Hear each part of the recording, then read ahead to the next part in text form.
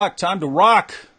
Good evening and good morning and good afternoon to all the Christians, the Muslims, the Jews, the atheists, the agnostics, the Hindus, the Buddhists, and yes, even you Yazidis who are watching from all around the world. I am your friendly neighborhood philosopher, and with me right now, finally, at last, is ex-Muslim extraordinaire Abdullah Samir. How are you doing, Abdullah? I'm good. How's it going? Good. Now, Abdullah, we want to go through basically your story. Always interested in sort of life-changing experiences that people go through and their thought processes and things like that. But we do have to address the elephant in the room.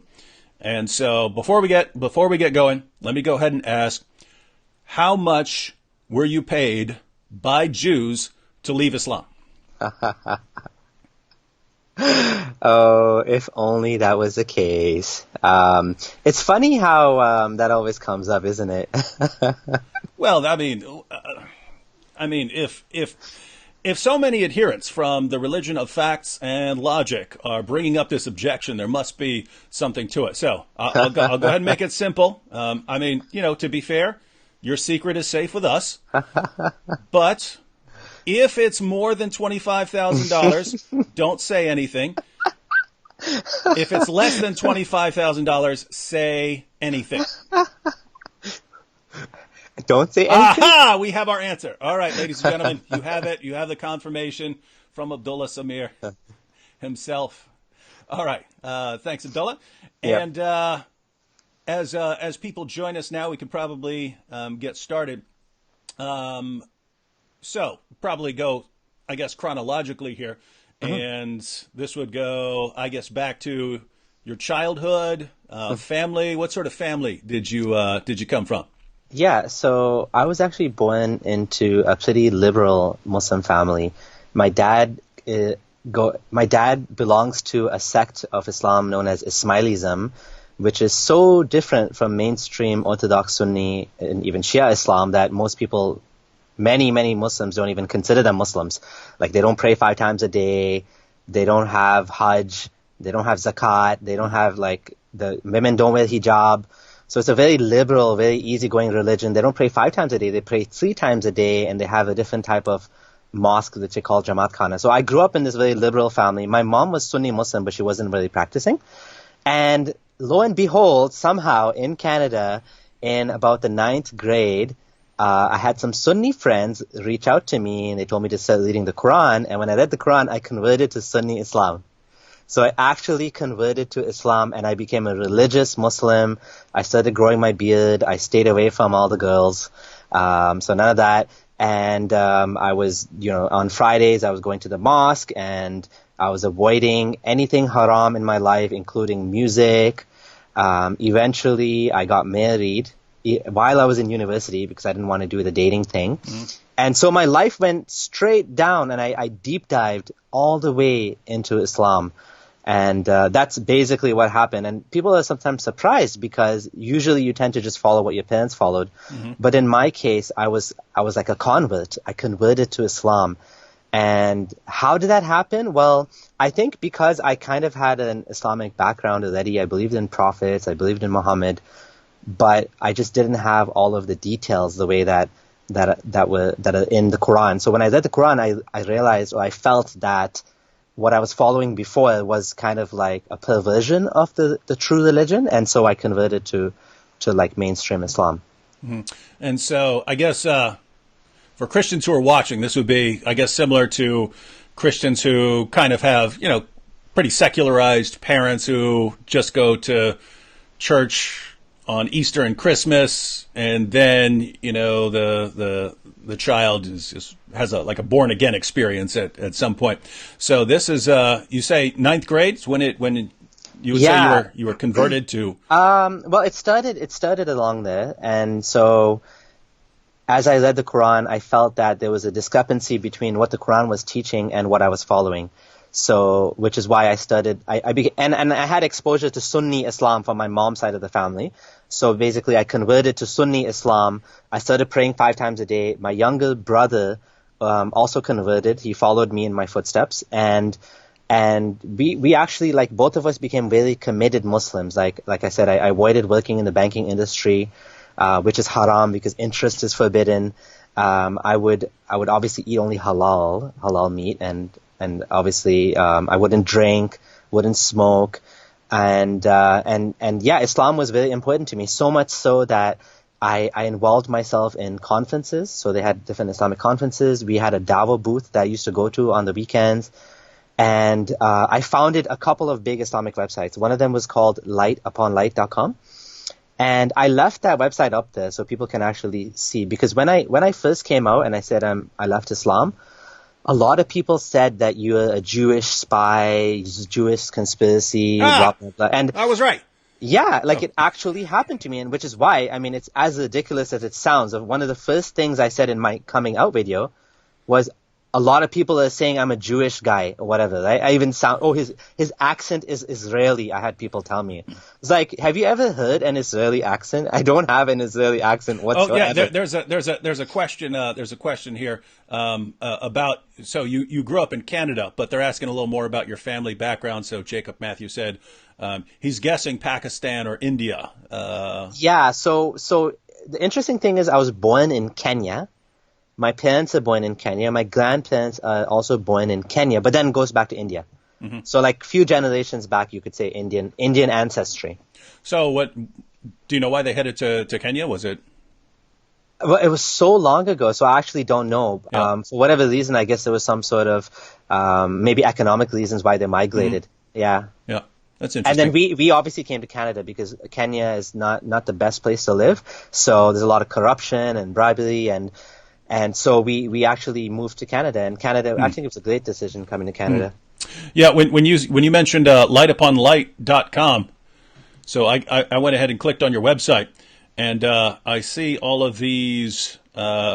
It looks like there were links to lectures or something like that. But Yeah. then a notice pops up. When I clicked on it, it said, "Dear brothers and sisters, after running this site for many years, I have left Islam.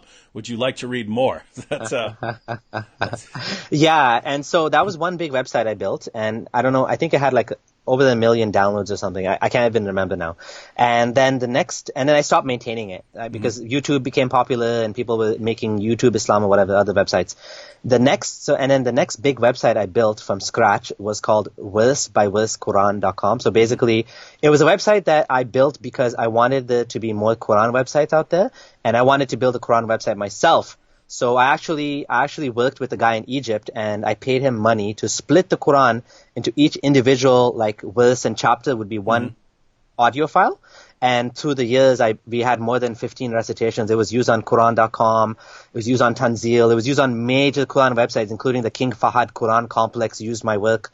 Like, I think in Ramadan, there was more than 2,000 downloads a second happening. It was a very, very, like, busy, popular website. Mm-hmm. So now, those are I did those things because I believed with all my heart that Islam was true, and I wanted other people to be Muslim as well. I didn't want them to go to hell. So I'm like, I'm going to help everyone to become Muslim. I'm going to build these websites. I'm going to use my skills, which was like computer skills, to do what I can, right, to spread the da'wah. Now, I have to fast forward for a second because otherwise I might forget. But you mentioned that you had a brother who went along with you and became Orthodox Muslim. Whatever happened with him? Is he still Orthodox Muslim, or did he? Yeah, he doesn't want to talk to me about Islam. He said, kind of like, I just don't want to discuss it with you. The funny thing is, at that time, he was open to like dialogue, and I convinced him. But now he's so into the whole Islam thing, and his wife is Muslim as well, and the entire extended family is Muslim. He doesn't want to even think about it. Now, whereas in my case, like I told you, my wife comes from a Christian background, and so there's no harm in me leaving Islam. Her side of the family is cool with me being a non-Muslim, right? They're probably happier that I'm an atheist than I'm a Muslim, right? Coming from a Christian background. So they're actually very happy I left Islam because now we're living a normal life. My kids can go out for, they don't have to eat halal food. I don't force them to not listen to music, and they can have like a more relatively simple life without all these restrictions, praying 5 times a day and all that, right? Interesting comment here. from a Muslim. She says, Islam doesn't need him. If he left or not, who cares? Whatever makes him happy. Well, Zahra, I'm very happy that you are much more tolerant than your God, right? And your prophet and all of your prophet's companions, because they would want to chop his head off, right? And your attitude is, hey, whatever makes you happy, that's fine.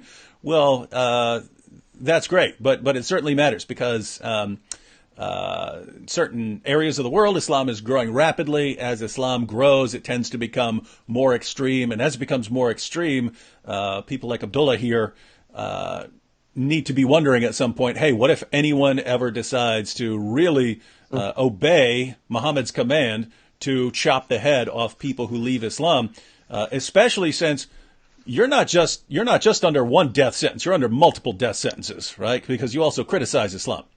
Yeah, we could talk about that a bit if you like. Like when I first left Islam, I got a whole. Hang on. Let's go ahead and back up and fill in the gap. Yeah, I keep throwing it off I keep throwing it off accidentally by fast forwarding. Those damn questioners. Yeah. So, college.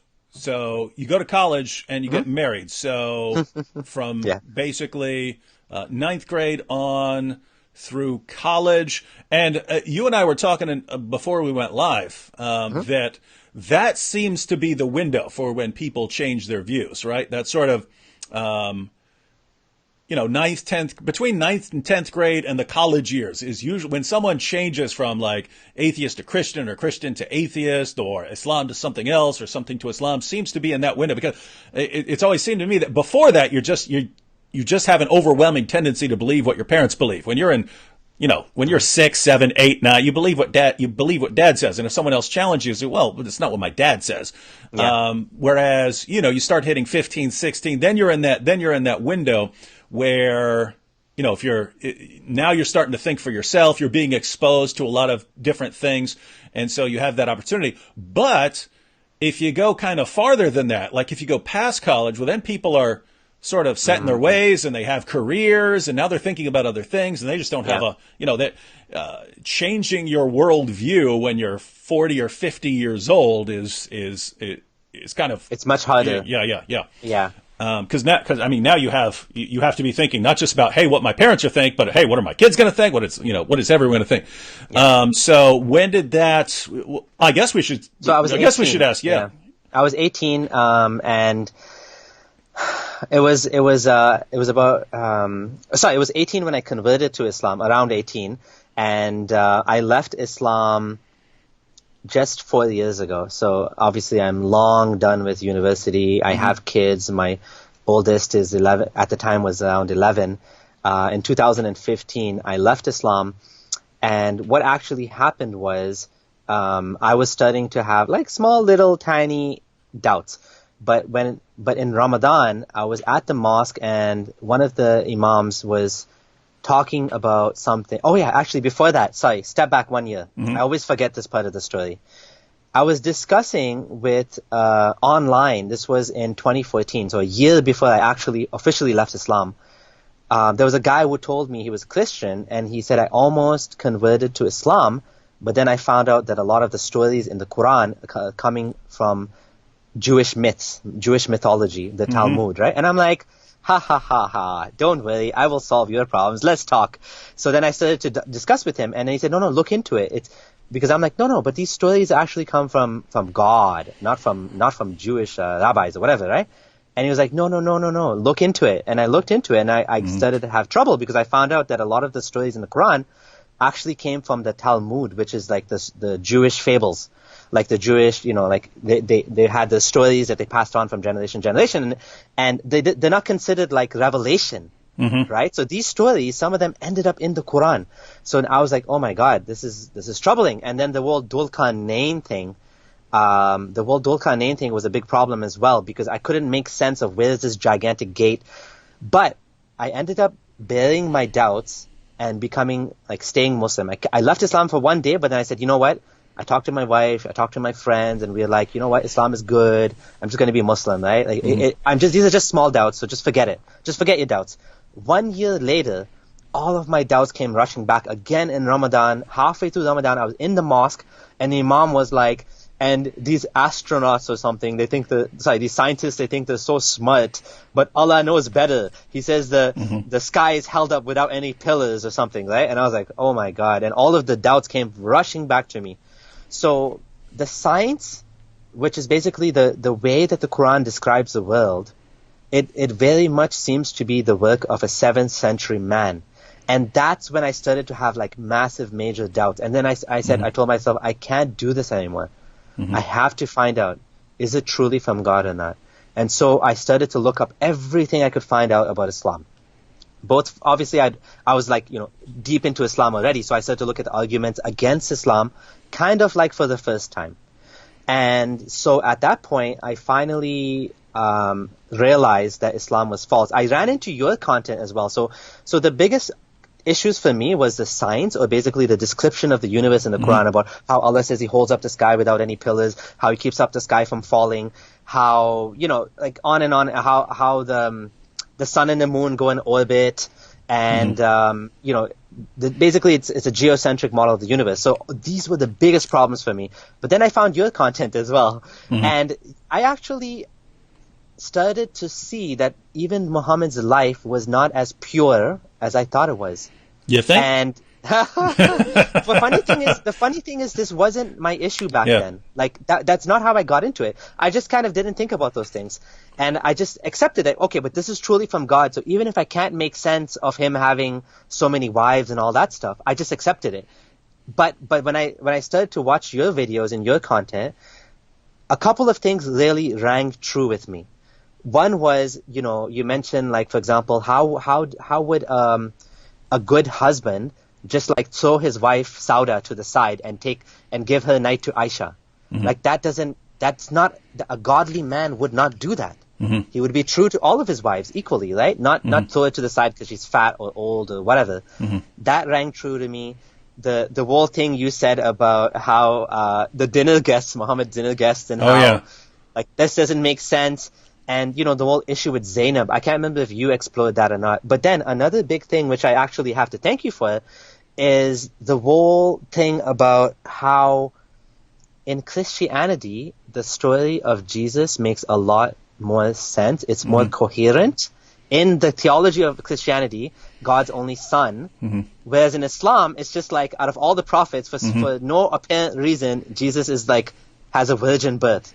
Now, again, I'm atheist, so I don't believe that Jesus did have a virgin birth. I don't believe any of that stuff. Yeah, but you can recognize something that fits together better than something else. Yeah, exactly. To me, it made a lot of sense that this fits the story more than in Islam. It doesn't. To me, it didn't fit, right? And you pointed that out. Another thing that didn't make sense, that's related to Christianity again, is the whole thing about the 4 Gospels versus in the Quran, Isa has the Injil, the Gospel, and again, it didn't make sense to me that when I started to study Christianity for real, not like Zakir Naik and Ahmed Didat, but like actual studying Christianity, I was like, this doesn't make sense. Muhammad seemed to get it all wrong. There was no gospel. There was 4 Gospels, which are not sent to Jesus, but they were written about Jesus, inspired word of God, as you would say. But again, this seems like a big mistake to me. And to me, it did seem like a mistake at the time. So I actually have an article I wrote where, 6 points that 6 reasons where I believe that Muhammad copied, Christianity, Jesus from Christianity, or took it from Christianity. And, the whole thing about the infancy gospel being available in Syriac in the place and time close to Muhammad, and the clay bird story, and all of these things, they fit the narrative very well that Muhammad was taking what he could find, right? And so, I mean, for that reason, I do have to say thank you. And we were actually planning. I contacted you when I left Islam many years ago, and we were like, let's have a conversation, and it just didn't happen. So, a couple of years later, it's happening now. Yeah. No, it's a good time now. I want to back up just because I'm sure there are people. I know there are people who have watched a lot of my videos, so they're going to know exactly what you're talking about on some of these issues. But there are other people who might be very new to this. So if we could back up a little bit and be sort of clear on some of these points you're raising here. Guys, I think the overarching position that Abdullah was bringing up is, if you believe that the Quran is what it claims to be, namely this eternal word of God with no human input at all, just handed over to human beings, that's going to lead to certain expectations. But if it's actually, something put out by a 7th century Arab caravan trader living in a certain context, well, you're going to expect certain other things. And so which one of these two hypotheses is confirmed by the evidence? And you mentioned, the first thing you mentioned was that a lot of the stories in the Quran seem to come from Jewish sources, but not the Torah, or even anywhere in the Old Testament, but from sources like the Talmud.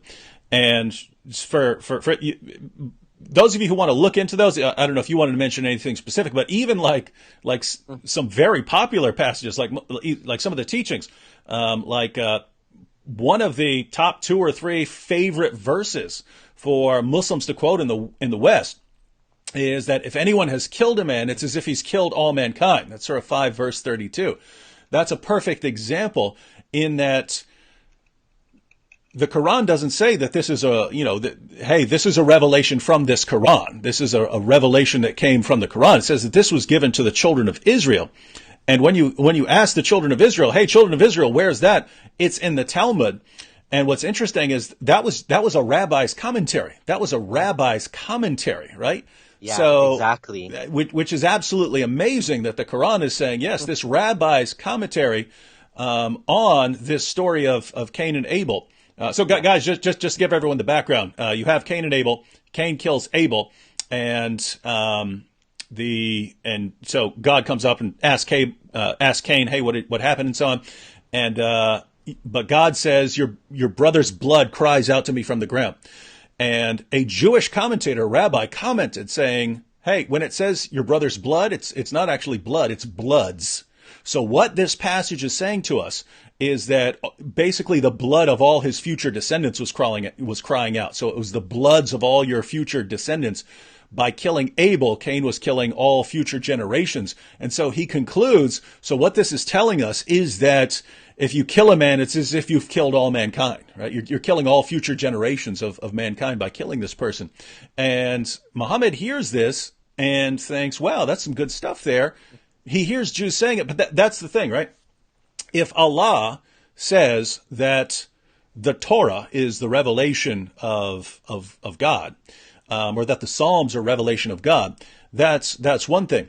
But I would expect Allah to know the difference between the Torah and some guy's commentary much later on in Mishnah Sanhedrin. I would expect God to know that, but I wouldn't expect Muhammad to know that, right? If he hears a Jew quoting the story about Cain and Abel, and then also hears a Jew giving this quotation, if anyone kills a man, it's as if he's killed all mankind, I wouldn't expect Muhammad to know the difference. And we find that the author of the Quran doesn't know the difference. So does that fit better with it being from God or with it being from Muhammad? And it seems like a lot of the points you brought up fall into that sort of reasoning. Hey, if this is from God, well, this doesn't make sense. If it's from Muhammad, well, it kind of makes sense. Yeah. Yeah. And so on with, you're talking about the sort of heretical Christian sources where we find a lot of these stories, the scientific issues. So so that's the and the interesting thing is I've actually like reconsidered when I first left Islam, and I think a lot of Muslims go through this kind of process.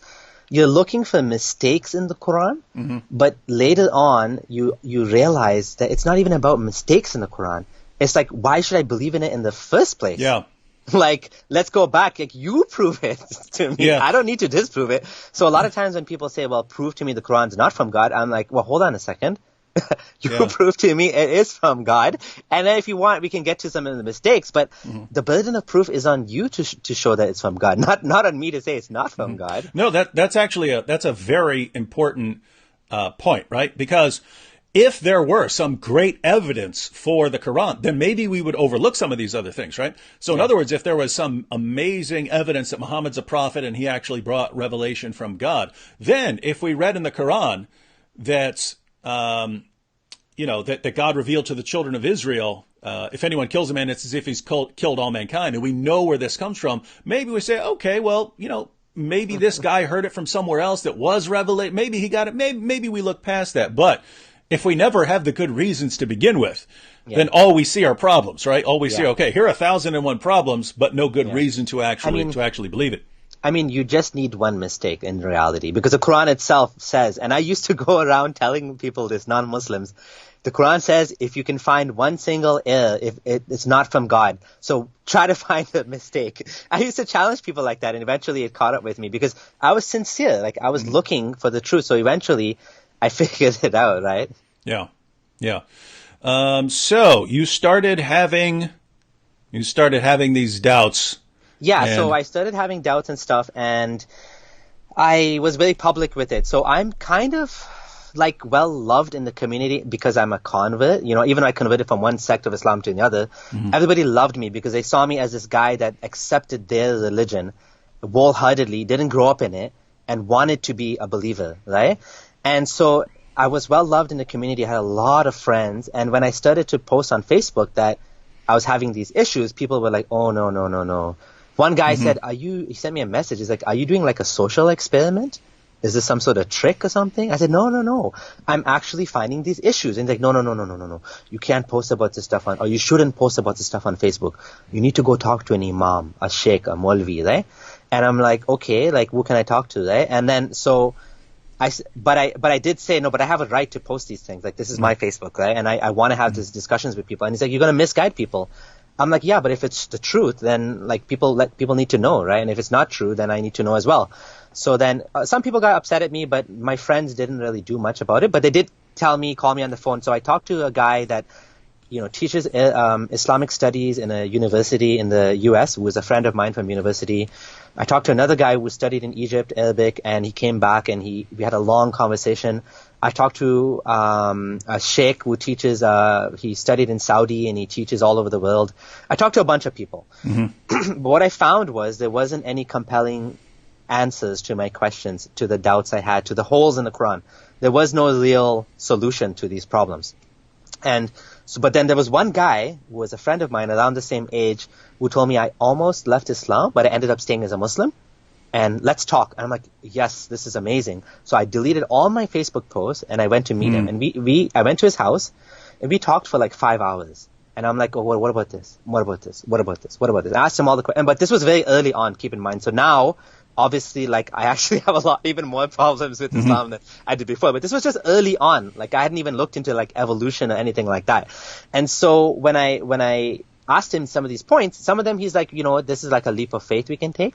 Some of them he's like, well, I have this sort of explanation about this. And some of them he said, at the end of the day, what he told me was, I don't want to be wrong. Basically, Pascal's wager. And so I'm just going to accept it.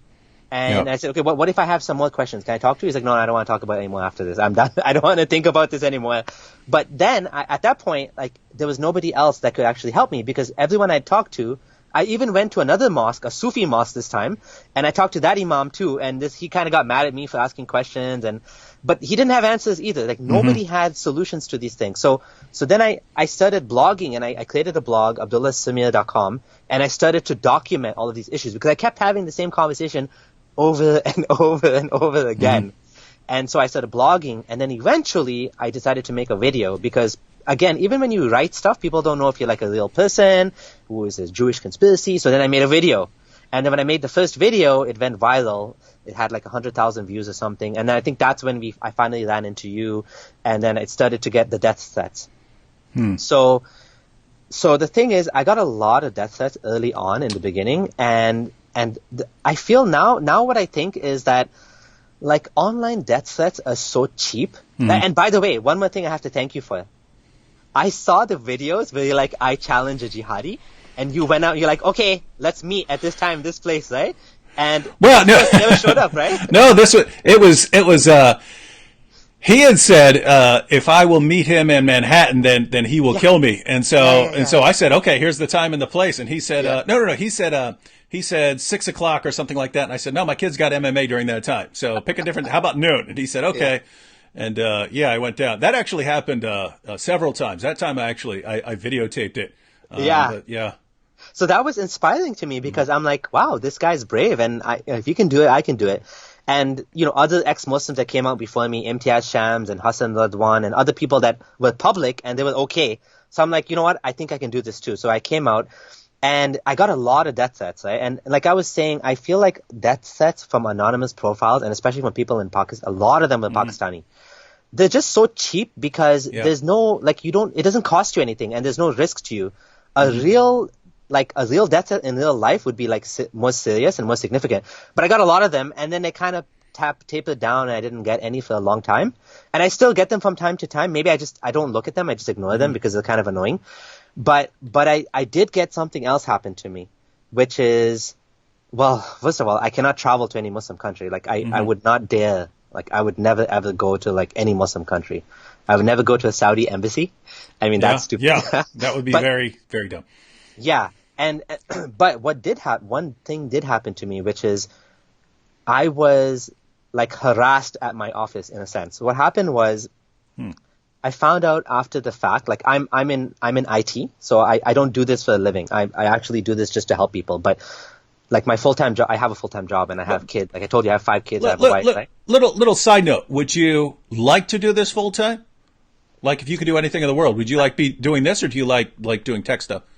I think I like the freedom of being a YouTuber. Yeah. I love being a YouTuber, right? Yeah, I love the it. It's my favorite thing in the world. 9 to 5 is annoying, right? You know what I mean? I get up every day, you have to go to work. You don't have the same the same level of creativity you can put into it, compared to writing, blogging, YouTubing, all that stuff. So I wouldn't mind, but I don't know if it'll ever get to that. If it does, we'll see. But for now, I'm not, making money from this is not my focus by any means. For now, I really want to just do this to help people, and if a little bit of money comes out of it, well and good. But it'll be a while, I think, if it becomes, for me to make it full time. I think it would be too much. It'd be too much of a burden right now because I have young kids and I need to spend time with the family. So I do it when I can. I squeeze in a little time here and there, right? Well, I just want to say, for people who do want to support you support your work on YouTube, I got the link to your Patreon there in the description box. So if any of you want to chip in to Abdullah so he can focus more and more on these things as time goes on, that link is there. Thank you so much. That's so kind of you. So what happened was, just to finish off the story, was I found out from my boss. Actually, I found out from somebody else that people were calling my company and telling them, you should fire this guy. Wow. They figured out where I worked. First of all. So someone I know, or somehow from what I had online, even though I didn't have the exact details online, but I had some details. They figured it out, and then they called up the company, multiple people, and they said I need to get fired. Because I'm against Islam and I'm a bigot. I don't know exactly what they said, but I'm a bad representative of the company, and I shouldn't be employed because I'm going to make them look bad, and I'm a bad person, and you should fire him. So they wanted to fire me. No, they didn't want to fire me, but they had a conversation about me, human resources. I think even the president got involved. And thankfully they decided that what I do online is my own business. That's cool. And you know what? It doesn't affect my work. I'm not going around saying, hey, I'm so-and-so person on behalf of this company saying these things. This is my personal life, right? And so my personal life shouldn't affect. And plus, I'm a good employee. They loved me. I'm doing excellent work. I even got a promotion after that. So oh, nice. I guess that's part of it as well, right? You do good work and people will like you, right? No, it's interesting what you're bringing up, because basically everything you say about your experience, I'm either having flashbacks of my own experiences or people who I know. Because when you mentioned that, it had to be someone you knew who went and told told the company. Nabil had left Islam for about a month when he got his first death threat, and it was attached to his car, and he was not public. What? Yeah, he was not public. He was not online. So this means that it was someone he knew, right? It was one of the few Muslims that he knew that he had mentioned this to, who and so there's that. And then going along with the death threats, I've also noticed that I still get death threats, but not nearly as many as I did several years ago. And it almost seems like it almost seems like there are Muslims in different places in the world who aren't going to do anything, but it seems like they're kind of feeling you out, right, to see what they can do to get to you, right? Yeah. Hey, if we threaten his life, is that going to stop him? If we insult him and heap abuse on him, is that going to stop him? If we start talking about his family, his kids, is that going to stop him? What's it going to take? If we have to harass him at work, is that going to stop him? And they kind of feel it out. And so, as you mentioned,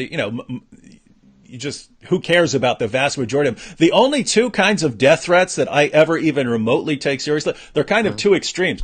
Okay. On one end are like the rambling, insane, death threats, because there I start to feel like I'm dealing with a mentally unstable person who might want to I know what you mean. Yeah, it'll be die Jew, kill, die, kill, stupid Jew, blah, blah. And it'll just be this rambling, incoherent thing in all caps, everything misspelled. I'm like, this sounds like a legitimately mentally ill person here who might do something if I'm ever in the right place.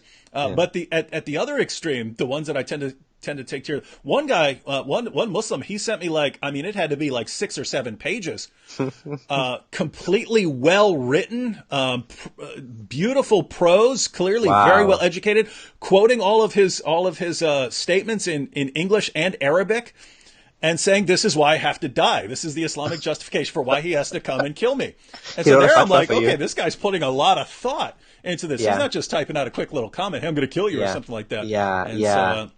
The psychopaths do worry me as well, because one of the guys that threatened me was like a stalker type dude. I'm not going to say who he is, but he was a stalker type dude. He had I Googled him, and he had previous warrants for his arrest for physical violence. Oh yeah. And this guy was literally stalking me. He didn't and he was one of the guys who threatened me. So you got to watch out for those psychopaths. Yeah, unfortunately, the more kind of popular you get, the more of these psychopaths you run into, right? And you know this more than me. I know all about psychopaths. The more people you run into, the more likely you have these crazy people after you, right? That's the unfortunate thing. Yeah. Mm-hmm. So, how old were you when you, I guess, finally, you're no longer a Muslim? Yeah, I was in my 30s, so I was. Whoa! That is like senior citizen as far as massive worldview change. Yeah, I was 32, and it just like I said, I just truly believed in it, and when I found that it wasn't, I couldn't add, 1 and 1 wasn't equaling, 1 and 1 was equaling 5. I had to throw it out and say, no, hold on, I need to make some adjustments to what I believe. So what was you mentioned that you had an 11-year-old son, but that your wife was from more of a Christian background. So what were things like for your kids? So actually, my wife also had become Muslim before she met me. So we were both Muslim. So she does come from a Christian background, a Pentecost background, half Pentecost, half Catholic, her parents, I mean. But she had converted to Islam, and she was a full hijab wearing woman. And so we were a very religious family. And so when I left Islam, I was a little bit nervous in the beginning. I was quite nervous because Islam says a Muslim woman cannot be married to a non-Muslim man. A Muslim man can have a Jewish or Christian wife, but not the other way around. And I was a disbeliever, right? I was considered kafir, right? Yeah, repeat that for everyone. So, guys, just so everyone understands. In Islam, a Muslim man can marry a Jewish or Christian woman. But a Muslim woman cannot be married to a Jewish or Christian man. Yeah. And so, according to Islam, if your husband suddenly becomes an unbeliever, that's supposed to end the marriage right there. So how did this play out? So some people say, some scholars would say you have 30 days or something to bring him back to Islam or whatever. But the reality is that she would technically have to leave me, right? Because if she stayed as a Muslim. And so I was a little bit nervous. How would she take it? So thankfully, I gave her a little bit of information at a time, and she didn't end up leaving Islam per se, but she didn't end up leaving me either. So thankfully, we have 5 kids, and we managed to keep the family together. Yeah. And she was able to say, okay, even though I still believe in this stuff, to some extent, I'm not going to leave you over this because that would be like a disaster for the family, and it doesn't make any sense, right? So she stayed with me. And of course, some of the Muslim friends were kind of annoyed with her and said, yo, you should have left him because of the kids, which makes no sense because I still would have been in their lives, which is so ridiculous that they were saying that. But they wanted us to break up, right? Many, many people in the Muslim community wanted us to break up because and many people were against me because they saw me as some sort of evil influence in her life. I was going to like deconvert her or something, right? And so they were like, he's going to misguide her, this nasty guy, whatever, this apostate, blah, blah, blah. But thankfully, we ended up staying together. My kids, like we were discussing just before the call, I'm so glad that they're young enough that they're not like totally indoctrinated into Islam, and they were able to like see things like from like a neutral perspective. Like they're young enough, right? So my son, he's now 14, and he is growing up, and he's going to decide for himself what he wants to be, whether he wants to be Muslim or not. But I have a strong feeling that none of my kids are going to be believers, because when you see your parents, at least your father, leave Islam like that, like how could you believe in it anymore? Because it's a groundbreaking, it's a ground shaking thing that a guy goes from like praying 5 times a day and doing everything in Islam to just completely leaving it. So I have a feeling that they will not end up being Muslim, and they will have to decide for themselves if they want to believe in God or not believe in God. We want to teach them that to be rational and to look into things for themselves and make their own decisions and make their own conclusions, and how to come up with these conclusions. I want to teach them all of these things as well. And so with the I agree with the kids. It would be very strange for them to become Muslims. Normally, when I hear of someone converting to Islam, it's based on misinformation. And I mean, like, it's got to be like 95, 96% of the time when, because I'm interested when someone says, hey, I grew up in church or something like that, and I became a Muslim in college or something like that. I'm usually like, well, what was the reasoning? And it's usually based on just total nonsense. The person clearly didn't read anything remotely resembling a Muslim source. They believed, their Muslim friends, what they were telling them without actually doing the research and so on. So, but that, that's not going to happen if your dad is, you, basically, right? You know what I mean? So, yeah. So, yeah. All right. So now, at that point, because this is always interesting, right? Because when you leave Islam, you got a couple different routes you can go, right? You can just go on living your life, right? Living your life. You had a job. You got a job that you like. You can do that and lay low and be quiet and aren't going to have many problems. Even though Muslims in the area or Muslims that you used to know, they'll know who you are, and they might want to bother you or something like that. Worst case scenario, you can always move somewhere else, and then you never have to worry about it again. No one's ever going to know anything. But you decided to be vocal about it. So now you already mentioned earlier that you wanted to help people, but I mean, was that ever? Did you ever really have to think through that? Because, it's not just you. It's, you've got a wife and kids. And if you've got enough people who say, hey, we want to chop your head off, then that has to be a concern. So the interesting thing is that, so the Muslim community that knows me, like they all, like to different extents, they know where I live and stuff like that. They didn't attack me in any sense. Most of them actually ended up just being sad for me. They wanted to invite me to conferences. A bunch of them, like I told you, they wanted to meet me.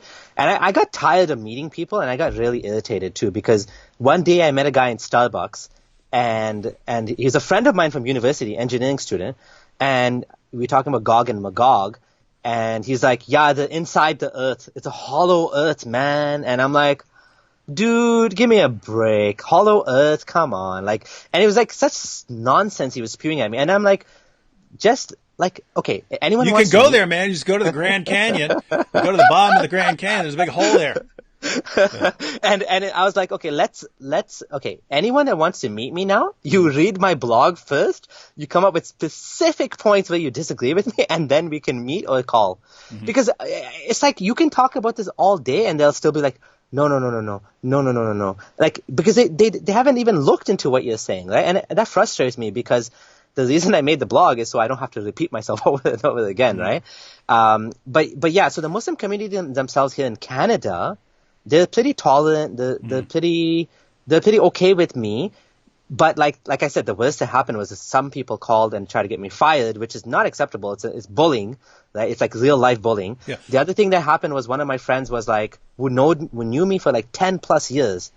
And he used to do the Dawa boots with me. And he's like, I'm not going to help you move because you're making a blog. I was like, but you know, like I still got a family here, right? Like, why you don't want to help them too? And he was like, oh, but you're against Islam and you're making a blog. And if you didn't make a blog, I would have helped you. Whatever. I got movers anyways. But like, it was kind of like a disappointing thing. And then I had people who knew me as well go online and slander me and said I left Islam because I didn't want to pray 5 times a day. Like, what? Like, really? You freaking kidding me? Oh, I didn't like fasting. I actually didn't like fasting. But, like, that's not a reason to leave Islam. I could just skip fasting once in a while. You know what I'm saying? I can make it up. What do Muslims do? They make it up on the short months, like in December when the fast is shorter in Canada, right? So that's not a reason to leave Islam. But some people were lying against me like that. That really upset me, especially people that knew me and my family. Mm-hmm. Yeah, and that's always the case, right?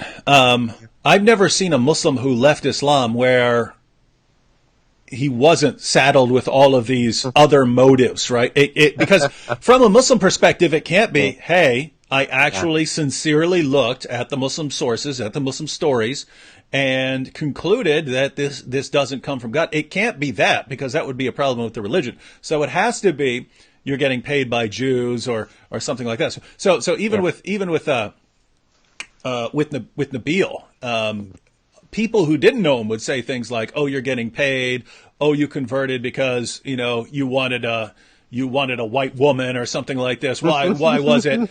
And but for people who know him, people know that's all ridiculous. And so the people who knew him would say he was brainwashed by me, right? Because they can't say he's doing it from some horrible motive. So they concluded that I'm like this diabolical manipulator and so on. And I'm just like, do you have any clue how smart this guy is, right? Do you have any clue how smart Nabil is? You think that I'm this psychological genius, mastermind manipulator.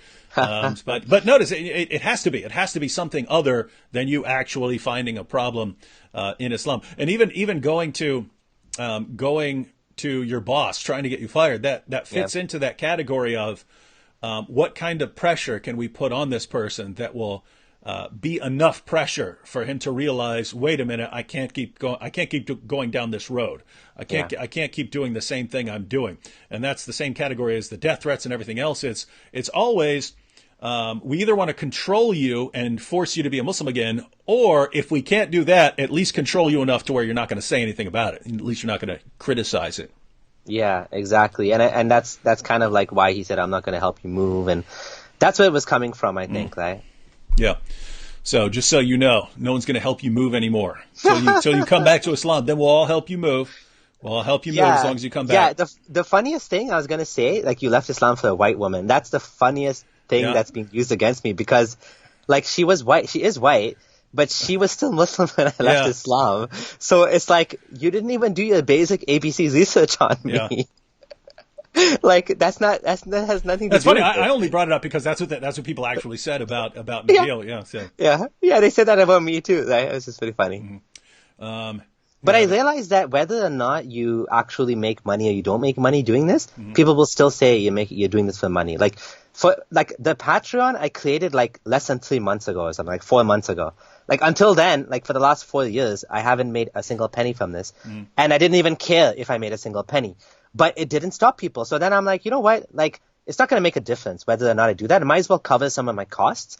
But like, people don't care. Like, they're going to insult you whether or not you do it, whether or not you make a bit of money on it. So I'm like, whatever. Might as well make a bit of money too while I'm doing this. No, I mean, doing videos, doing YouTube, you can always, upgrade your tech, your software, cameras, mics, all that stuff. And so it does help when people are contributing. So time consuming. Yeah, no, I mean, when I mentioned that I'd had a lot of sort of parallel experiences, but when I actually started debating and so on, I remember this time I was invited to a church to speak, and then I showed up, and the pastor said, we got calls from 15 different Muslims saying don't let you speak because you're a bigot and hate monger and stuff like this. Wow. And this is before I was like, wow, David Wood on YouTube. Back then I just started debating and stuff like that. And so, but that's actually part of the reason why I focused on the internet. I was like,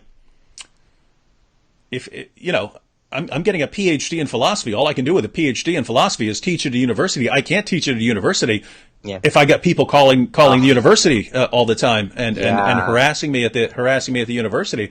So ironically, that those complaints actually helped cause me to focus on the internet more, focus on YouTube. So I'm like, well, they can't shut me down. They can't shut me down on the internet. Oh, that's becoming a problem too now. Yeah, I know. That's what sucks, right? Because 10 years ago, I'm like, okay, you can shut me down pretty much anything I do. You can shut me down from speaking. You can shut me down from working. You can't shut me down on the internet. Therefore, it makes sense for me to just focus on the internet. And that's why, it's terrifying now when they start, deplatforming you. Yep. Have you had any experiences with that, with videos or anything being oh my God. I've been banned from Facebook so many times for 30 days at a time. I'm on my third 30-day ban right now. Now, were you calling for violence against Muslims or something? No, I was basically attacked okay, so here's the thing.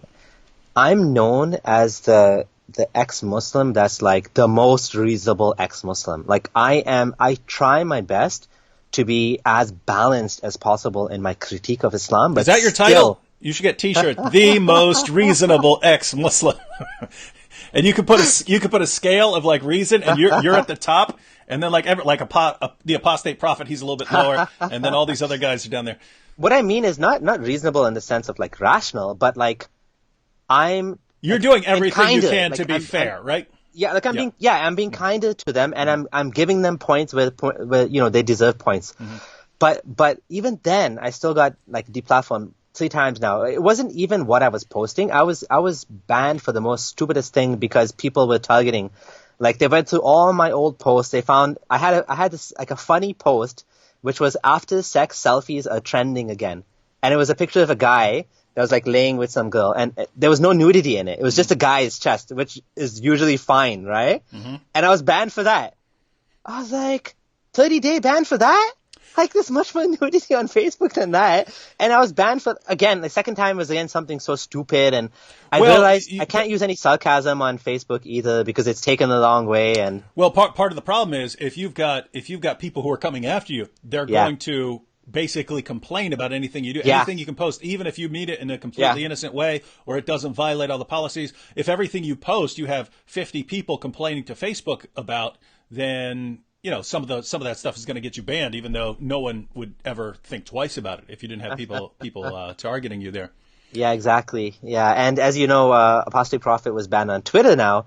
So I feel like my day is coming on Twitter too. I don't know when that's going to happen, but I feel like it might be coming everywhere. So that's the sad part.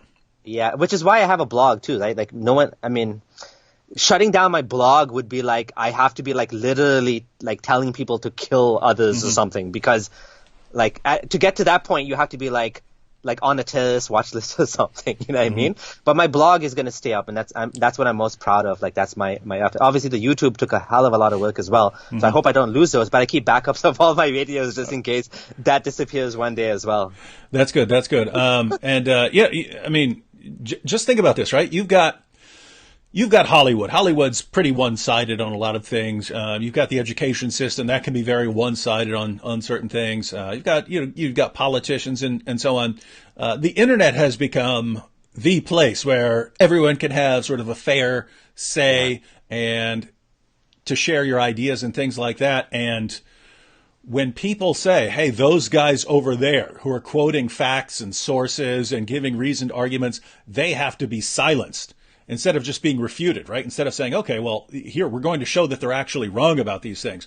When it has to be, no, the apostate prophet said that Islam promotes violence or killing apostates or something like that. Yeah. We have to shut him down. We don't examine what he says. We just have to shut him down. That's some terrifying stuff. Yeah. All right. Well, we have, now check this out. We have We have Zahra over here saying, so when can we ask this guest questions? Now we have about 1,100 people on here. I would like you to, before we, if you want to take some questions, Sure. we'll take some questions. And guys, if you could get them ready now, because I would like Abdullah to talk a little bit about his views right now, as they stand right now. And then after that, we'll get to some questions. Now, if you posted a question 5 minutes ago, I'm not going to be looking at that. I'm only going to be looking at the ones that are popping up right now. So if you had a pressing question for Abdullah, go ahead and repost that. I'll give him sort of the most recent questions. But okay. Abdullah, so you've mentioned that you are an atheist, but with atheists and agnostics, there's kind of a spectrum, right? There's kind of a spectrum, and some people have already asked you to mention sort of your views on religion. Now, you're on a Christian page right now, and there are lots of Christians over there. I just want to say, don't worry about holding back. We're not made of glass. We're not sensitive. We get blasted all the time for our views. So if you just want to give your perspective on religion in general, belief in God in general, all of these, your belief about the world, and basically anything you want to share, just so people can understand where you're at right now, and then we'll take some questions. Okay, thanks for that. So basically, I believe. At the moment, I'm an agnostic atheist, so what that means is I don't believe in a God. I believe that the universe is eternal in some sense, but not in particular this instance of it, because obviously there was a Big Bang and there was a beginning to it, but maybe it's cyclical. I'm willing to say that I don't actually know, how all of this came about and how we got here. I do think the universe and humanity and all of nature is amazing. And as I learn more and more, I'm always blown away by it. I am okay with the idea of a God, the idea that there could be a supernatural creator of the cosmos, of the universe, but I don't believe there's enough evidence to posit that this creator spoke to humanity. So I'm not convinced that any of the holy books are actually from God, or that God actually spoke to mankind. I do believe that human beings had experiences, whether there was some sort of whether it was meditation induced or drug induced or whatever sort of experiences. And I do believe that the supernatural can be explained by materialism. So I'm a materialist, through and through, pretty much. Any clarification on that, or? No, your position seems. It seems sort of similar to David Hume. Lots of people think that Hume was an atheist, so he's a little bit different in that he was a kind of deist. But his position at the end of the day, and people kind of miss this in the dialogues, was yes. Intelligence, yes, certainly. If we had to come down on one side, looks like intelligence. He argued against it the entire time, but people miss the point in the dialogues. He's trying to show, hey, you Christians or you theists in general are telling me to go with this evidence of design, and yet when you tell me not to be skeptical, but then when I point out all the suffering and misery in the world, you say, be skeptical about how this relates to belief in God. Don't just accept this as. So he said the true conclusion is design, yes, but not by a God that cares anything about us. So that's basically his position. So that's a kind of deism, but similar to what you're saying in the sense that some sort of force or maybe God, just not one that's interacting with us or something like that. Yeah, but I wouldn't call myself a deist, but I'm. No, that's what I said. I said different. Yeah. Mm-hmm. Yeah, I'm definitely okay with people who do believe in God and who do consider there is a supernatural creator of the universe. One of the issues which we didn't talk about for me was the idea of hell. So the idea of hell is something that was a big problem to me, and I'd love to get into this as well when you come on my channel. I'll go through a lot. If you want, we can have sort of talks on specific issues, right? Okay. It would be kind of interesting, ex-atheist Christian talks with ex-Muslim atheist on, and it could be anything, the design argument, the cosmological argument, the moral argument, miracles. We talk about any of those things and sort of just focus on one thing. So those, anyway, those just interesting idea for for discussion. Yeah. All right, so you want to take a few questions Sure. now? Let's do that. All right, this one's actually for me, and I just saw it. David, was Nabil an actual genius? I don't know what the cutoff line is. We both took this IQ test once, and it said 168 for both of us, but it said that the test is not accurate over 130, right?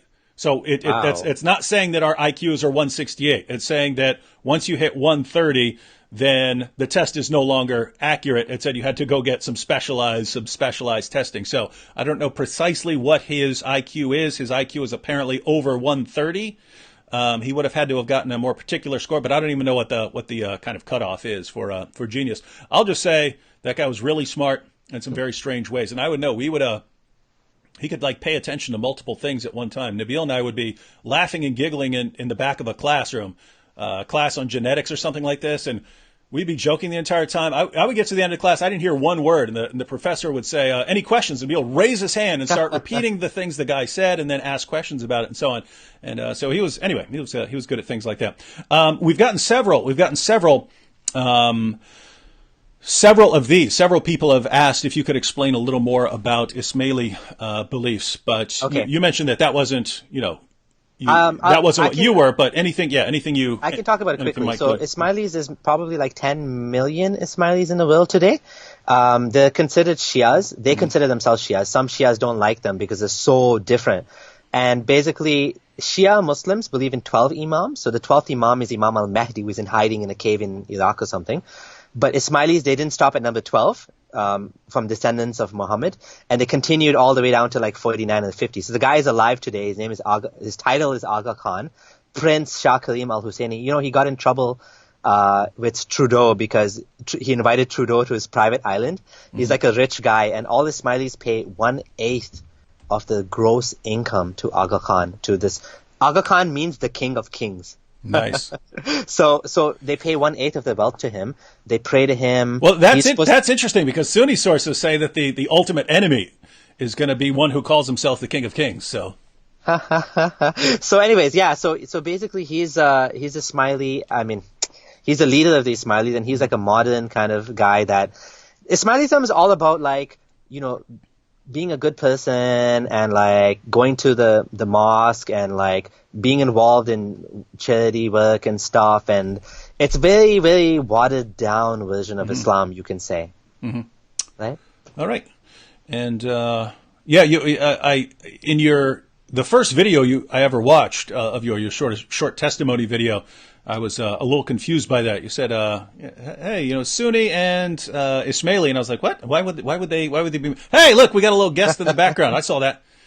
We had a little guest there in the background. Here we go. Abdullah Samir, has anyone you knew in person come out of Islam knowing he had done a lot for spreading Islam? So I guess you know a lot of ex-Muslims. So I guess more people like you who were actually trying to promote Islam, spreading Islam? Yeah, so here's the interesting thing. Like, obviously the higher up that you go in Islam, the less incentive there is for you to like openly leave Islam, right? So like if you're like a Yasser Qadi type individual and you went to Harvard and you have serious doubts about Islam. I actually have a video on Yasser Qadi, right? And he actually admitted like some of the problems he found when he was studying in the West in academia.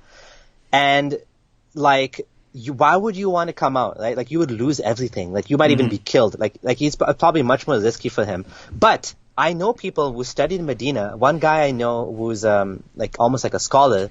He can't come out because, again, his ex-wife has kids and it'll cause problems for him.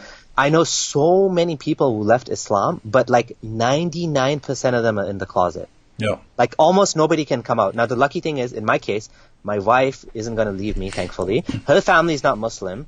My family is liberal. They're liberal Muslims. They don't care if I leave Islam. They're like, my auntie was crying and stuff, but they're okay with it. So I took this responsibility on myself, and plus my personality is outgoing and stuff. So I was happy to speak about Islam and why Islam is false. and I'm safe in Canada. That's a big part of it. I'm not like this amazing, brave guy that's like a hero or whatever. No, I'm safe in Canada. My family doesn't care. My mom still loves me. My dad still loves me. My wife doesn't want to leave me. So why the hell don't I do this? You know what I'm saying? Like, why be selfish and keep all of this stuff to myself? Whereas there's other people in much more difficult situations, and so they can't come out. I know so many people that either the wife will leave them or they're scared to tell their parents. And so there's a big community of ex-Muslims under, like, it's like an iceberg that's just waiting to come out, you know? And I think there's going to come a point in time where a lot more of these people will actually come out publicly. I have a list on my blog of testimonies of people who left Islam. There's like over 30 people who personally contacted me and said, I left Islam because of you. But only a couple of them put the real names, which I hope as more time goes, they'll put the real names.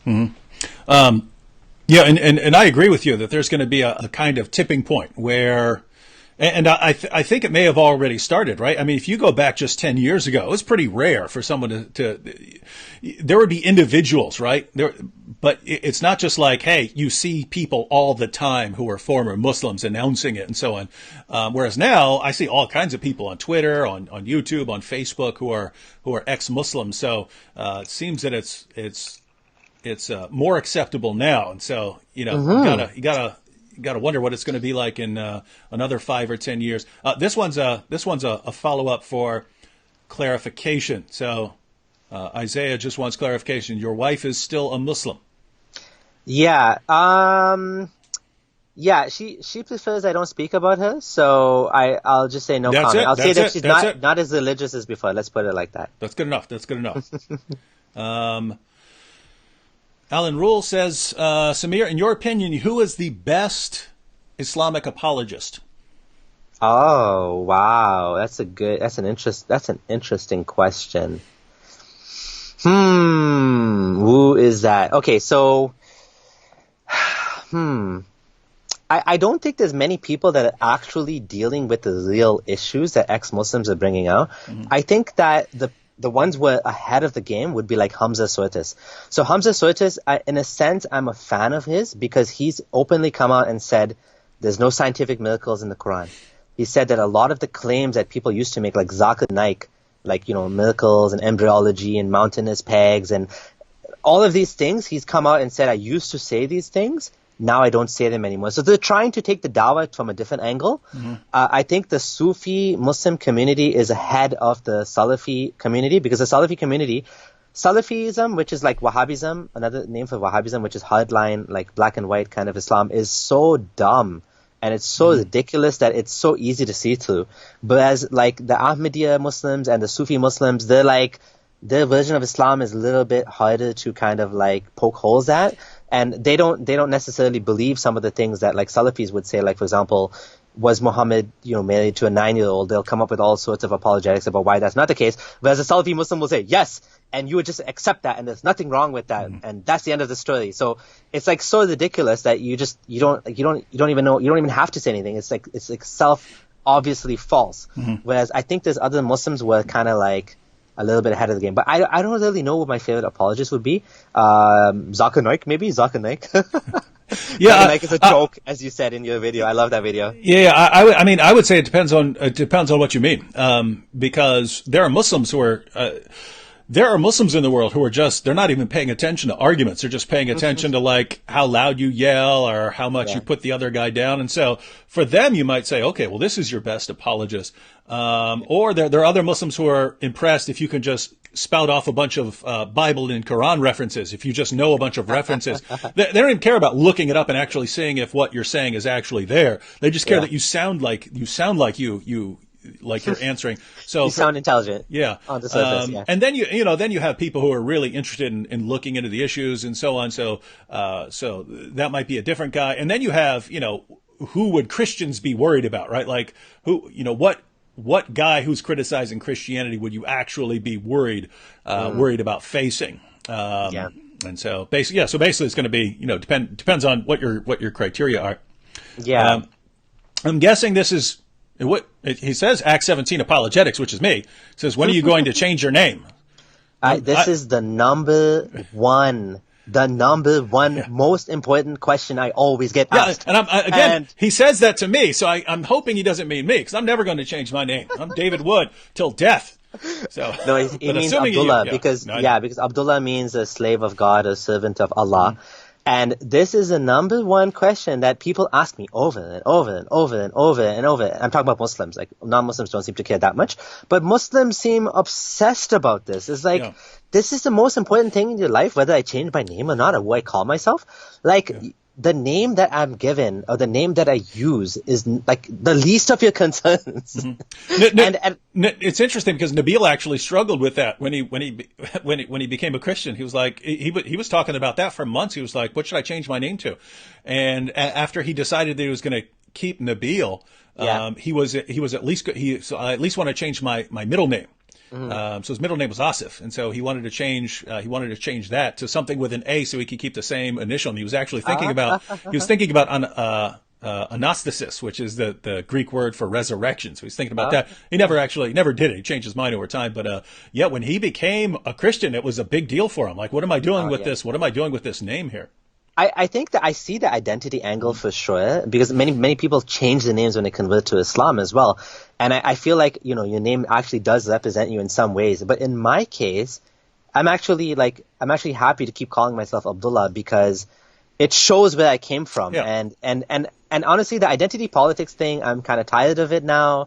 And I even removed like atheist, secular, humanist, blah, blah, blah. I removed all that crap from my Facebook bio and my Twitter bio. I just say founder of, even ex-Muslim, I removed that. I just put founder of Light Upon Light and verse by verse Quran, or ex-founder or whatever, or previous founder or whatever. And that's it. And then people can look me up if they want to. If they want to know more about me, they can have a discussion with me. I don't need to like stick all these labels on myself. So you are sticking with Abdullah Samir, just to be clear, right? That's my brand name. All right. That's his brand. It's like, Nike started making a different shoe. When is it going to change its name to something other than Nike? Come on. That's how you going to know? How you going to know it's Nike then? All right. Yeah. This is actually a good one here. Really good one. What would you tell Muslims to set them free from Allah? That's. I'm sure there's a lot of things, but I guess what are the main things you would want to get across to a Muslim? And the reason this is a really good question is we have Muslims over here in the chat. So what would you want to say to them to set them free? I would start with I would go back to like why believe in the Quran in the first place. Like, get your Muslim opponent, to whoever you're talking to explain to you why should you believe. And this is called street epistemology. Anthony Magnabosco, his name is. He runs a channel called Street Epistemology, and it's also called, I think, the Socratic method, where you ask questions to the person. So like, oh, I'm Muslim. Why are you Muslim? Because the Quran's the word of God. Why is it the word of God? Because Allah sent it. Well, how do we know Allah sent it? Because of this and this. And you go and you have a conversation with them. I think that's the best way to do this. And I really like that approach if you have enough time to do it. Obviously, you can poke holes in the Quran and you can be like aggressive and you can, I think the worst thing to do is to start off with Muhammad is a pedophile. I think that's the worst, absolutely most dumbest way to start the conversation, because all it does is it creates barriers. The walls go up, the alarm bells go off, the guns come out, not the real guns, hopefully not the real guns, the imaginary guns come, and they start coming on the defensive, right? So you don't want to put them on the defensive. You want to have a sincere dialogue with them, and you want to ask them questions about what they believe, and then based on that, you can have a conversation with them.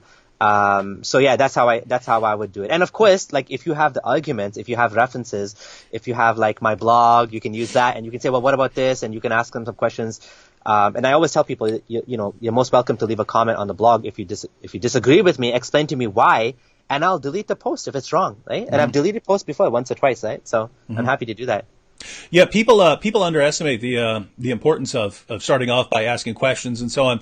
And like I've had people tell me, David, I saw you blasting away in your video, so then I went and blasted my Muslim friend with that. And I'm like, don't do that. I mean, there are certain situations where you can do that. If you have, like with Nabil, I could be very aggressive with Nabil, and he could be very aggressive with me because we knew we were friends, right? Yeah. If I'm telling him something about Muhammad, he knows, hey, it's not because he hates me and wants me to die, something like that. He's just okay. He feels strongly about this. That's why he's coming hard with that. But just, what I say in a YouTube video is not the same thing that I would say sitting beside a Muslim. I might give the same information, but I'm not going to be, YouTube is a different category of communication, right? You have to be entertaining and funny, and you can be all kinds of things on YouTube. But I tell people, I say, if you want to get across the information, I say normally I just start by asking questions. You have to find out where this person's at. So what do you believe about this? What do you believe about that? What do you believe about this? And after a lot of the what questions, what do you believe about this? What do you believe about that? And I said, then eventually transition into some why questions. Okay, so why do you believe that about the Quran? Why do you believe that about Muhammad? And get into some of those things. Why do you believe that about the Bible? Why do you believe that? Why do you believe these things? And then, if this is an ongoing conversation with someone that I'm going to be seeing multiple times, I will usually say, leave it at that, right? And say, hey, would you mind if I get back to you with some more questions and so on? Because then you actually have time to go back and think a little bit, look up some things, and that person's particular reasons for believing these things. And so what you need to study, right? Because if you don't know someone, that person might believe in whatever he believes in for 700 different reasons for all you know. And so you have to get those. But even with sensitive information, if you're having an ongoing conversation, you don't want to come out with Muhammad's a pedophile or something like that. But as the conversation is going on, you can bring up things like that in a fairly non-aggressive way. And I tell people, I say, hey, if you want to bring up something that's very sensitive and you don't want to drive the person away, there's a way to do that. You can say, look, there's this guy, just as an example, you say, look, there's this guy named David Wood, and he said this horrible thing about Muhammad in a video. Could you watch that video and then tell me how you as a Muslim would respond to it? Because I'd like, which you should want to know how Muslims are going to respond. You don't believe everything I say. Don't believe anything Abdullah here says. Don't believe everything that we believe just because we're saying it. If Muslims have a good response, you should be interested in that sort of thing. So, notice that's totally non-threatening. That's totally non-confrontational. You're asking them for their perspective, their input on something that someone else is saying, something that you're not saying and someone else is saying it. And so you're asking for their feedback. And so, those would be some, those aren't tips just for talking to Muslims, by the way. That's good conversational skills. Good conversational skills right there. This one is actually related. In fact, it might be the exact same answer, but I'll put it up just because the question is slightly different here. What do you say is the greatest tool you've seen that works on convincing Muslims Islam is not true? Is there any greatest tool you would think of? The internet. Oh yeah. The internet. That was one of the first articles I ever wrote. Was back in probably 2006, 2007. It was how the internet was ultimately going to destroy Islam. Because Islam for 14 centuries has focused on keeping people insulated from hearing alternatives and from hearing criticisms. And so if all of a sudden you can now get into people's houses through technology, then that is going to be a problem. This one's actually for me here. Educated Huz said, funny how David never preaches the gospel to ex-Muslims. He's more obsessed with them leaving Islam than them finding Jesus. Now, correct me if I'm wrong, Abdullah. Didn't we just discuss having some ongoing discussions about, the existence of God and miracles and things like that? Didn't we? Yeah. This is a very introductory video, and it was intended to be an interview of me. We're definitely going to continue. David Wood's going to come on my channel. I'm going to be asking him questions as well about atheism and why he believes in Christianity. I definitely want to have those conversations, but we wanted to start off with my story. So and that's mainly the idea. I just tend to focus on the topic at hand, right? If I'm having an interview with Abdullah Samir about why he left Islam and what his views are now, we are not having. That's not a debate, right? We're not having a debate right now. You know what I mean? Yeah, and to be honest, what you're doing is unique, right? There's so many people preaching the gospel, but you're focusing on Islam, which is actually helpful because you specialized in it, and you know more than 99% of the Muslims I know. right? You know what I'm saying? So like, obviously there's some benefit in speaking about Islam. I mean, people say the same thing to me, like, why do you always talk about this and that? But, well, because by specializing, you can bring value to people, right? Like, that's part of the reason, right? As well. Yeah, and I mean, still, I mean, you know, if there's a topic at hand, you know, I'll be honest. I've always thought I've never liked hey, here's this topic that we're having and we're discussing, but let me just tack the gospel on, right? Now I understand there are reasons for doing that. You believe the gospel is important, but even in the Bible, usually when someone preached the gospel, it's because that became an issue. Someone was asking some questions, some interest was raised or something like that, and then it was, oh, so you were just reading that Ethiopian eunuch, you were reading this passage. Do you understand that? Do you understand what you're reading? No, I've actually got some questions. Who is this prophecy talking about? Aha, okay. Let me share with you. So yeah, it's just, I mean, if we're talking about one thing, I've regarded it as, I mean, I understand that they're, you know, street preachers and they blast away, and I actually believe there are all kinds of different ministries that are going to reach different kinds of people. Just for me, if I'm talking about one thing, and one thing is the topic, and then I'm going to just tack on this other thing, I don't know. That I don't like that. If we're going to talk about if we're going to talk about the gospel, tacky, right? I would want to talk about, if we're going to talk about the gospel, I'd say, hey, let's have a discussion on the gospel. When you want to do it, let's lay aside some time and then talk about the gospel or something like that. So anyway, these are just different approaches, but guys, that's kind of mine. Here's one. Gerald Perry, Abdullah Samir, what do you think of the Muslim reasoning that the Quran can only be read in Arabic? Doesn't this minimize the majesty of Allah? How do Muslim apologists respond to this? Yeah, I think it's silly to say that because, like, obviously every language is a set of symbols, and it's a set of symbols that carries meanings. So if there's a word in Arabic, there might not be a one-to-one connection between Arabic and English, but there might be multiple words for that one word, and so you can still explain what you mean. I mean, if I went to learn another language, that's how they would teach me. They would define the words, and they would say this means this means this, and over time you tend to learn the context, and you're able to put it in you're able to learn the subtle meanings of each one.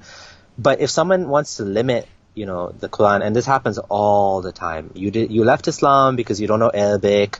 If only you knew Arabic, you would be a believer. Well, what about my friends like Hassan Radwan that is Arabic and he also doesn't believe in Islam, and he studied Arabic at university? Like, come on. No. He didn't do PhD. Oh, what? Like, come on. Like, if I come to Islam, I don't need to know Arabic. I can just read the English translation of the Quran and say, oh, I like this. If I want to leave Islam, you need to be like a PhD or something. Like, it doesn't make any sense. Yeah, and what you just pointed out, very, very important in terms of, wait a minute, you're telling me that when you're preaching Islam and telling me what to believe and knowing how to do my prayers and all these things, then I'm fine believing all of these things, believing in Islamic theology without understanding Arabic or without being a master of Arabic. Yes, that's all fine. Okay, well, if I see a problem, what then? Then, you have to be a master of Arabic or you just can't know anything about this. And, that's just silly. Because, I mean, think about this, right? The vast majority of the most educated people in the world do not speak Arabic, do not understand Arabic. And so you're basically saying that Islam is irrelevant to all of them. And even with all their great knowledge and learning, Islam is completely useless to them because they don't speak a particular language. And I actually have one of my favorite videos I ever made was called "Why the Quran Was Revealed in Arabic." And so Gerald, if you type in why the Quran was revealed in Arabic, my video should pop up. And there I actually show that according to the Quran, the reason the Quran was revealed in Arabic was that all other people had received their prophets, and other groups like Christians and Jews, they had their books in their languages, but the Arabs were the last people to receive a revelation. And that's why Muhammad was the seal of the prophets. It was because he was the Arabs were the last people.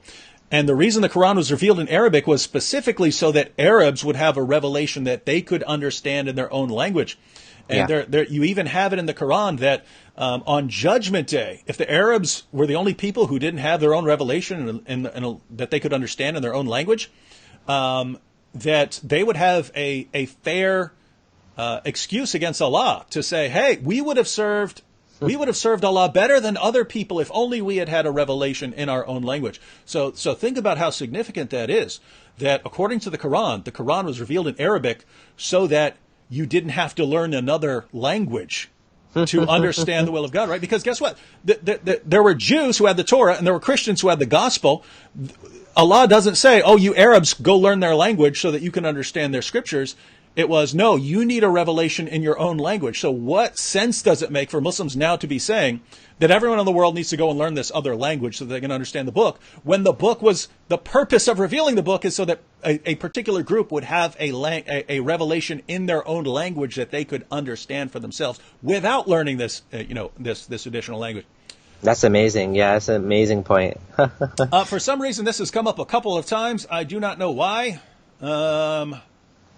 What are your views on Hitler, Abdullah Samir? You know why? Because I'm atheist, so they want to get into the whole morality argument. Oh, so they want you to say he's evil, so they can say, well, aha, you believe in good and evil. Now, what's the? Yeah, okay. Something like that, or no, you can't condemn him because you don't believe in objective morality. I'd love to have a longer discussion on this, but just to very quickly answer. I don't believe in objective morality. I am a humanist, but I believe it's arbitrary that we selected, like we put ourselves at the top, humans, and human life is sacred, not for any inherent reason except that we just chose it to be. So obviously, like, I don't have any sort of foundation for that other than to reduce human suffering is my morality. And I have an article I wrote about atheism and morality. So I would condemn Hitler under that and say that he obviously killed many people and caused lots of suffering, and this was bad for that reason. That's basically it. Mm-hmm. Yeah. Can I say one thing? Sure. So my favorite video of yours is the Hajj video. I love that video.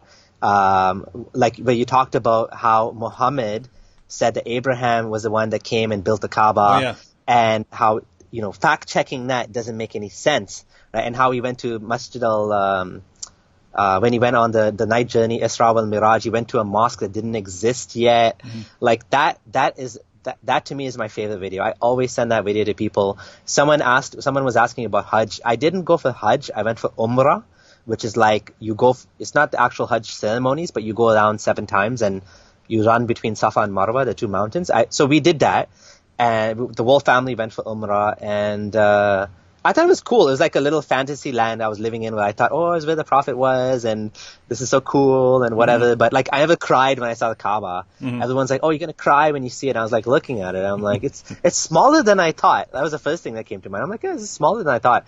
And then I was like, I'm not crying. Like, am I supposed to like be emotional and stuff about this? But no, it's just like a building. Like, whatever. Because you don't have enough faith, man. I'm not a true Muslim. No. That's the problem. It's in Surah 117. He who sees the Kaaba shall weep. Yeah. So that was my favorite video. I just wanted to mention that. Oh, that's cool. I don't remember much of what I said about that in that video. I have to go back and check it. I don't watch most of my videos after I watch it when I'm editing it, and then I post it, and then and then 5 years later I have no idea what I said. I have a general idea of what I said about it. Yeah. What do most Muslims struggle with? I think in general, like, Islam is so burdensome in general. Like, there's so many rules and so many things you can't do in the West, like living among non-Muslims especially, but even in the East, I would say that, like, can't listen to music for some Muslims. Many Muslims can't have to eat halal meat. When you go out, like, what if there's no halal meat? You have to eat vegetarian or eat fish. And then you have to pray 5 times a day. Like, I used to go at my office and pray in stairwells or in conference rooms. It was like pretty embarrassing. I had to wash my feet in the sink at the office. That was also very embarrassing. So I think in general, Islam is very burdensome. And there's a lot of guilt and a lot of fear that Muslims go through every day. Am I a good enough Muslim? Am I going to go to paradise? Does Allah love me? I think that Muslims in general nowadays, they struggle with the morality of Islam, like the slavery thing, how the Quran allows slavery, how Muhammad may have had a child bride a lot of these things I think Muslims struggle with. And, the Western values are actually, especially I'm talking about Western Muslims. I never lived in a Muslim country except Egypt for a few months. So all of my experiences I'm talking about are with Muslims that either were born in Canada or immigrated to Canada. And so they were probably intelligent and they had a business, or they came on their own merits, right? So they're not the same type of crowd you'd find in Pakistan, for example, or Saudi Arabia or whatever, right? But these guys, I think they struggle with all non-Muslims are going to hell. Yet my friend, he's a good guy and he's going to hell. So how do I make sense of that? Stuff like that. Yeah. What do you think? You probably have some insight on this too. No. I mean, I was thinking, how would I know what most Muslims struggle with? I know what particular Muslims struggle with, and I've seen particular Muslims, and I know what they were struggling with. But I wouldn't know what most Muslims are struggling with. But your answer, your response makes sense. Okay, awesome. I think the Hadith as well.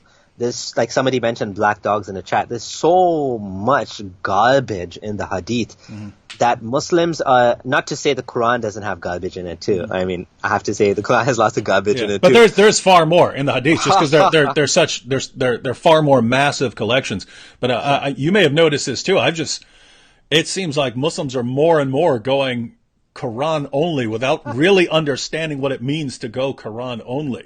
Or in not coherently knowing why they're rejecting certain hadith, not having a good reason to say, I don't like the hadith where he burned the eyes of the people and gave them camel urine. I can't say why I don't like it. I mean, I can say why I don't like it, but I can't give a good reason for rejecting it because it's in an authentic collection. So it becomes a selective, I only accept the hadith that are good. Or what does that mean, good? That I like, yeah. That I like. What? It doesn't make sense. You can't do that. Yeah, and it's just a huge interesting thing. Now, almost every time I quote a hadith, I'll hear from some Muslim who says, but that's not the Quran. I'll go, well, you praying 5 times a day is not in the Quran. What are you talking about? What reciting the Shahada? You have a Shahada in the Quran. It's not. It doesn't include, and Muhammad is his messenger, right? You get that from the Hadith. They don't realize so many of their practices. I mean, you're supposed to take the pilgrimage, and you're supposed to do your prayer. As far as the details on how those things work, so much of Islam comes from the Hadith. So for them to be tossing those out, just to avoid some embarrassing stuff, pretty rough. Here's a good one. 3 questions to a Muslim. If you had, basically, there are people here, they know Muslims. If you could give them, 3 questions to ask their Muslim friends. Now, it's kind of on the spot right now, right? But, what 3 questions would I ask if I only had 3 questions? Yeah. Basically, if people are watching and they've got some Muslim friends, what should be 3 good questions to ask their Muslim friends? Honestly, I think one of the strongest arguments. Okay, there's a couple of things. One of them is, how do you reconcile science and the Quranic worldview, and in particular evolution? Because evolution is a huge, I think it's a knockout blow for the Quran, because it's very difficult to, and I guess I would see it as a problem with Christianity too, because Adam and Eve, I don't think there was any first human. I don't know how you would kind of deal with that. There has to be a first human. Well, right? There would have to be, right? I mean, even whatever you want to believe, there has to be someone there. Yeah, you would say there's someone before that, right? But there's. But there's no cutoff point where now it's a gray area. That's what I mean. Yeah, that's what you would say. Yeah, so I guess that would be one of the things. How do you reconcile science in the Quran? How do you reconcile morality in the Quran? And how do you justify Muhammad's actions as being the best man that ever lived? So those would be the 3 things, and those are the main reasons why people leave Islam. Let's see. Is there any sources you have on the perspective that the Quran was combined together from the Torah, the Bible, etc.? If yes, could you talk about it. So I guess they're wondering about, is there a book or something like that? I stopped using the argument about like the Torah and the stories in the Quran coming from previous books, because it's more difficult to prove that. And I'm not saying it's not true. Like you gave specific examples. Someone like you was more knowledgeable with the Bible and these apologetics is able to kind of have these dialogues. But for someone like me that doesn't know the Bible, it's much more difficult for me to prove these things. So I don't even use the arguments. I have other arguments I use about in general why I don't believe Islam is true. A lot of them have to do with science in the Quran. Some of them have to do with what Muhammad did. And I have a post on on the main page of my blog. I have my top articles against Islam, and that's what I use. Mm-hmm. Yeah. I know there are books that deal with the sources of the Quran. In fact, there's one by I think it was written in the 1800s by Tisdall, I think his name is. But okay. normally though, like I'm more familiar with looking at them on a case by case basis. In other words, looking at a particular story in the Quran and then looking up where that comes from and so on. Yeah. Rather than here's a collection of them. Here's a book that goes through them. But Tisdall does discuss a bunch of examples, and you can actually get that on the Answering Islam website. So if you go to answering-islam.org, you guys just start looking at the Quran, and you'll there's a Quran tab, then go to there and start looking up sources of the Quran. And so we find... Yeah, that's a good point. That's a very good point, because there's different places for different things. Like some of them, like you said, come from the Talmud. The whole Alexander romance ended up in the Quran. The Syriac Alexander romance ended up as Dhul-Qarnayn. The infancy gospel and some of the other stuff ended up with the stories of Jesus, the heretical kind of beliefs about Jesus. There's many different sources for each one of them, I guess, each one of the stories in the Quran. And it's quite fascinating when you look into this stuff. Like academics have done an amazing job. I think his name was Budge in the 1800s or the late 1800s. He did research, and he's the one that translated the Syriac Alexander romance into English, and that's when people started to see it and notice the similarities between that one and the Quran. So I think academics have done a great job on this, but I don't know any one particular book. I guess Answering Islam would be a good source. So they have a collection, and Tisdall's book is there as well. The whole text is there. Where did that go? Now here we go again. Fred Gentz, check this out. David, if the gospel is not presented, this live stream will be useless. Notice he say it's useless, right? Now, guys, this is just the attitude is amazing, right? Because I understand saying, hey, present the gospel, something like that. I understand, hey, you're a Christian, present the gospel, and so on. The idea that everything is useless, right? That there is no point in listening to this man's story, that there is no point in understanding what issues he had with Islam, that there's no point in anything. There's no point in undermining Islam. But let me put it this way. Suppose we never mentioned Christianity, and Abdullah here gave slam dunk, knockdown responses on why Islam is false. You want to say that is useless, and I assume you're talking about from some eternal perspective or so on. But it's just nonsense to say it's useless, right? Useless in what sense, right? Let me put it this way.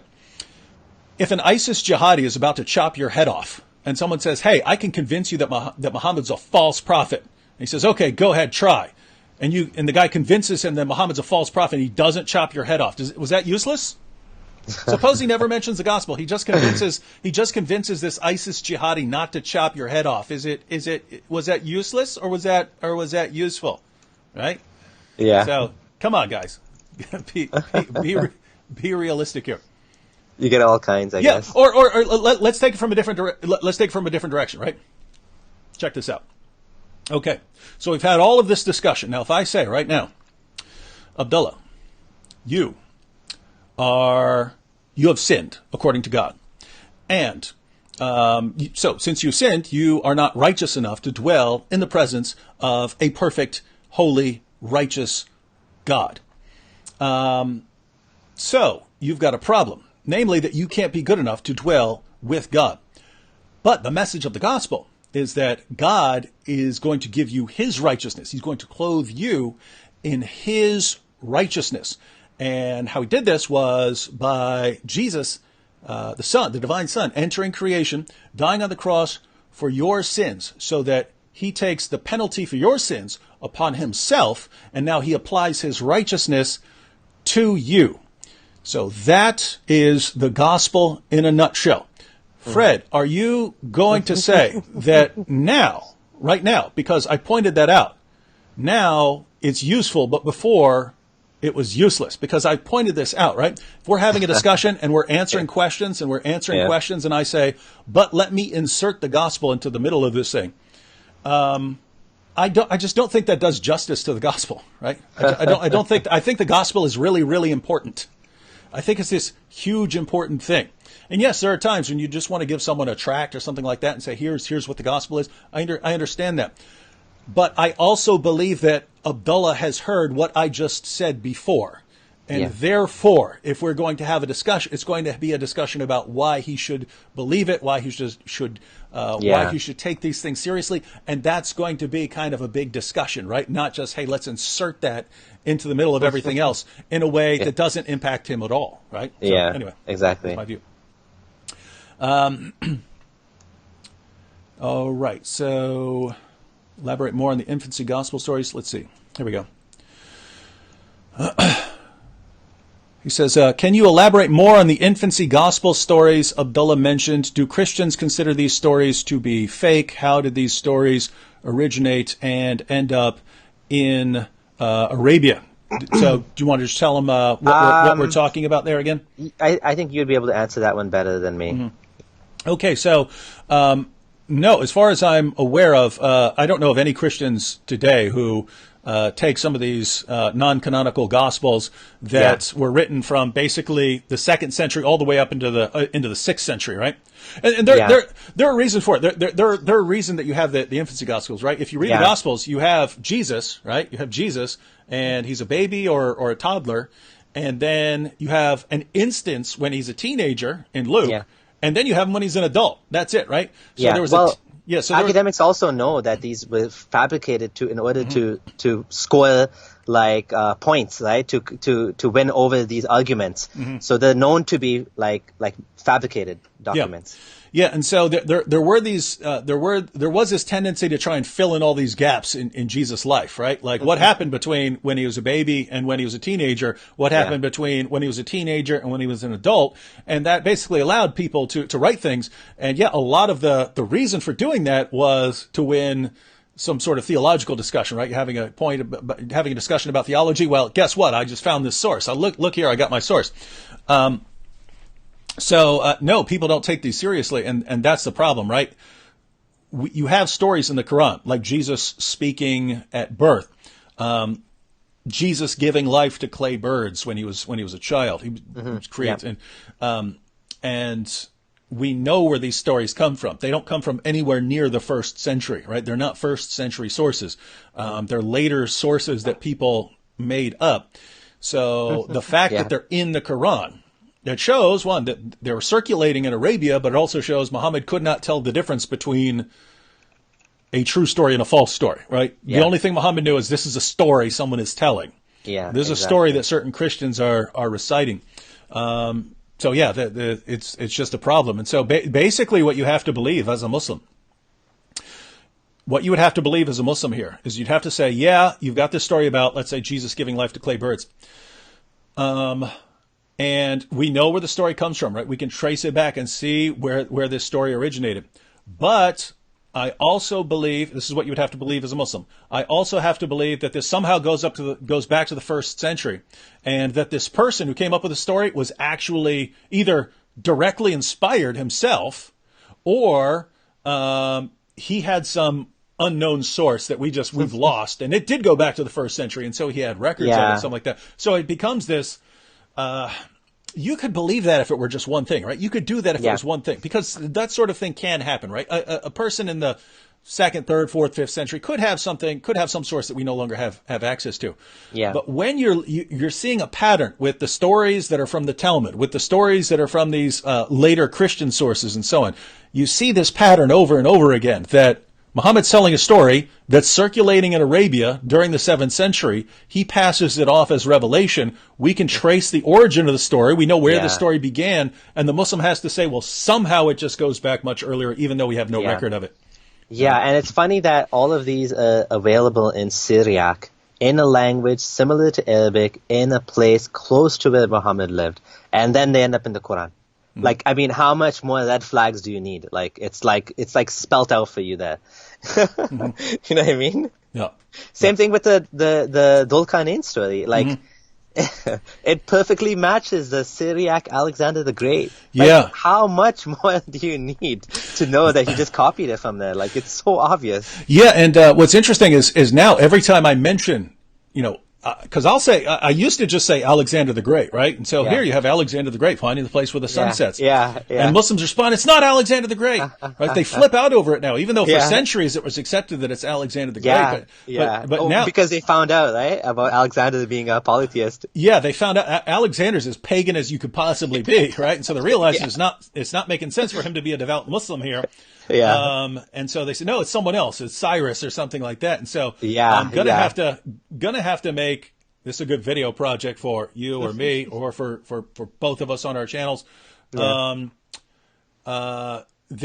going through the Alexander romances and sort of going verse by verse through Surah 18 and showing, no, we know exactly where all of this, let me put it this way. If you're going to say, hey, basically verse for verse, we have these, we know exactly where these stories are coming from, but it's actually not this guy. Wow, you guys have some awesome faith there. And there's a great article on Wiki Islam called Dhul Qarnayn and the Alexander the Romance. So it basically has like what you just said, like point by point, Alexander the Romance translated by Budge. Dr. Budge, and then here's the Quran, and point by point, and like every single point is like matching. Yeah. It's astounding, like just how many details overlap. So either the Quran copied Alexander the Romance, or the Alexander the Romance copied the Quran. It's just too much. So whoever's saying it's not Alexander, like they're just like in denial. It's just too obvious. Like it's interesting what happens then, because when I see them flipping out and saying, it's not Alexander, I think, oh, we got a touchy topic there, huh? All right, I know my next big project. This one's for you. He says, have you ever gone over Nabil's content? I guess I don't know if they're talking about videos or books or whatever, or lectures. I was just asking you if you're familiar with Nabil's material, I guess. Yeah, I heard about Nabil Qureshi, and, rest in peace, he died. I was going to get his book eventually. The Case for Christ, I think it's called. Something like that. That's Lee Strobel. What's his book called? Nabil had 3. His main book was Seeking Allah, Finding Jesus. Ah, yes, that's the one. Mm-hmm. Okay, so yeah, I was hoping to read it. I never got to. I saw a few of his videos, but not as familiar with his content. I know he used to be Ahmadi as well. Yeah. So I had another Ahmadi friend, Reason on Faith, who wanted me to actually ask you about that. Like, did you guys get into the whole Ahmadiyya apologetics? Because Ahmadiyyas, they hold a little bit non-standard views on the Quran, and they don't believe in miracles per se. They have these funny reinterpretations of the stories in the Quran, where when Solomon was about to crush the ants, they say they're not ants. They were like a little army or something. They have these they don't believe in miracles, and they don't believe in talking animals, and so they have all these funny reinterpretations. Did you guys ever get into that? No, I mean I've mentioned. Well, yeah, we eventually got into the Ahmadi stuff, but that was me bringing it up, knowing that he was an Ahmadi. But okay. I pointed out that no, when Nabil and I were having our discussions, he was trying to prove to me that Muhammad was a prophet.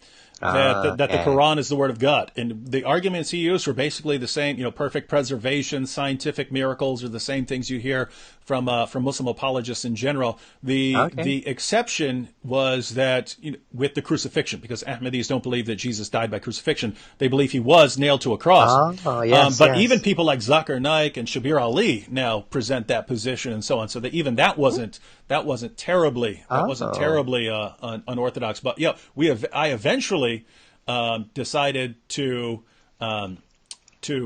go on the offense against Mirza Ghulam Ahmad, and I got one of his books, and I was reading it, and I was like, this is the stupidest thing I've ever. It was page after page of him bragging about how brilliant his arguments were. And there was like the stupidest stuff I've ever read. Now I read something by another book by a later Ahmadi, Yeah. and I don't remember if this one came from Mirza Ghulam Ahmad or the later guy, but it was like, if God were a trinity, then every planets would be triangles and not planets, not spherical, right? And so I was like, but then they're just going on about how brilliant these arguments are, and it sort of reminds me of like the chest thumping of lots of Muslim apologists, Yeah. where if your audience isn't really following your argument, but you're just, this is the most brilliant thing anyone's ever said, then hey, maybe you'll convince someone. Yeah, exactly. Someone by that. Yeah. Now this is interesting. I haven't. Zahra here was one of the ones who said, who asked if we could, if we're going to have some questions. She says, Muhammad, peace be upon him, and so.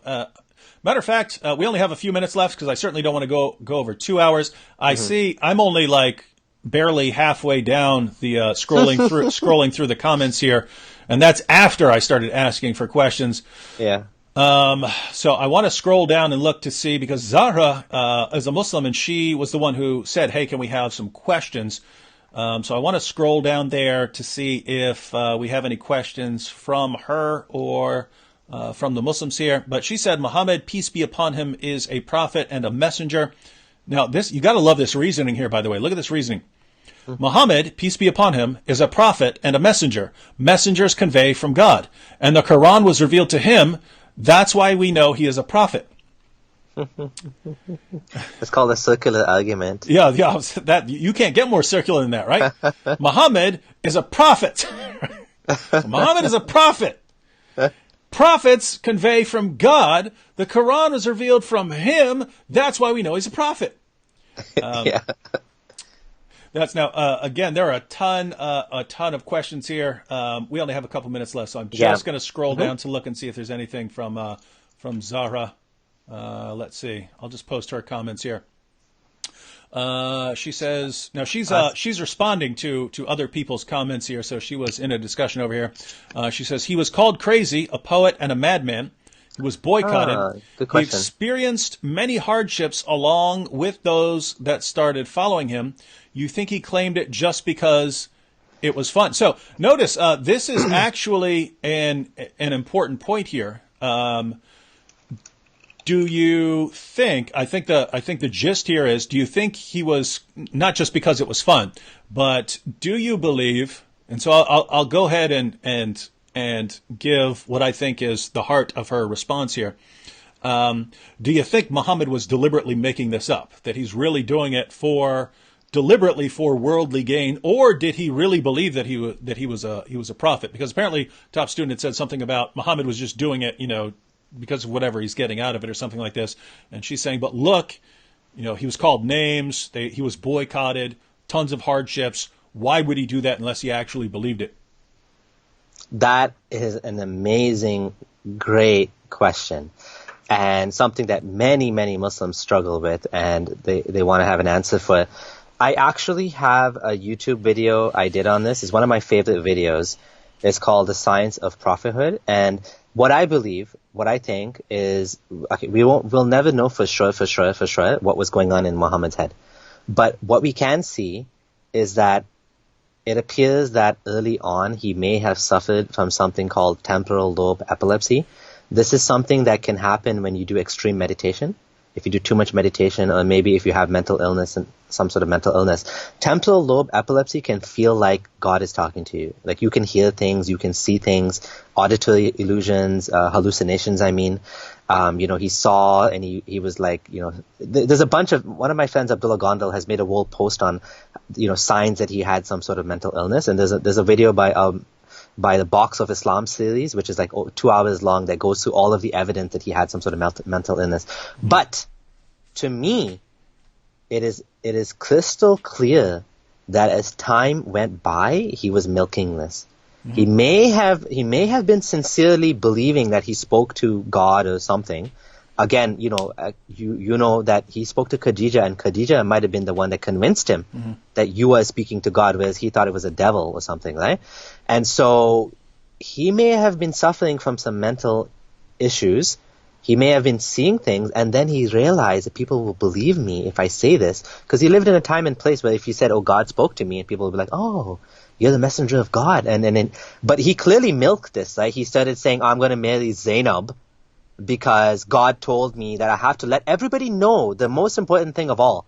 If in case your adopted son divorces her wife, then I want believing men to know that you can marry your adopted son's ex-wife." Like, that's the most important thing that God wants humanity to know. Like, and he puts in his final revelation.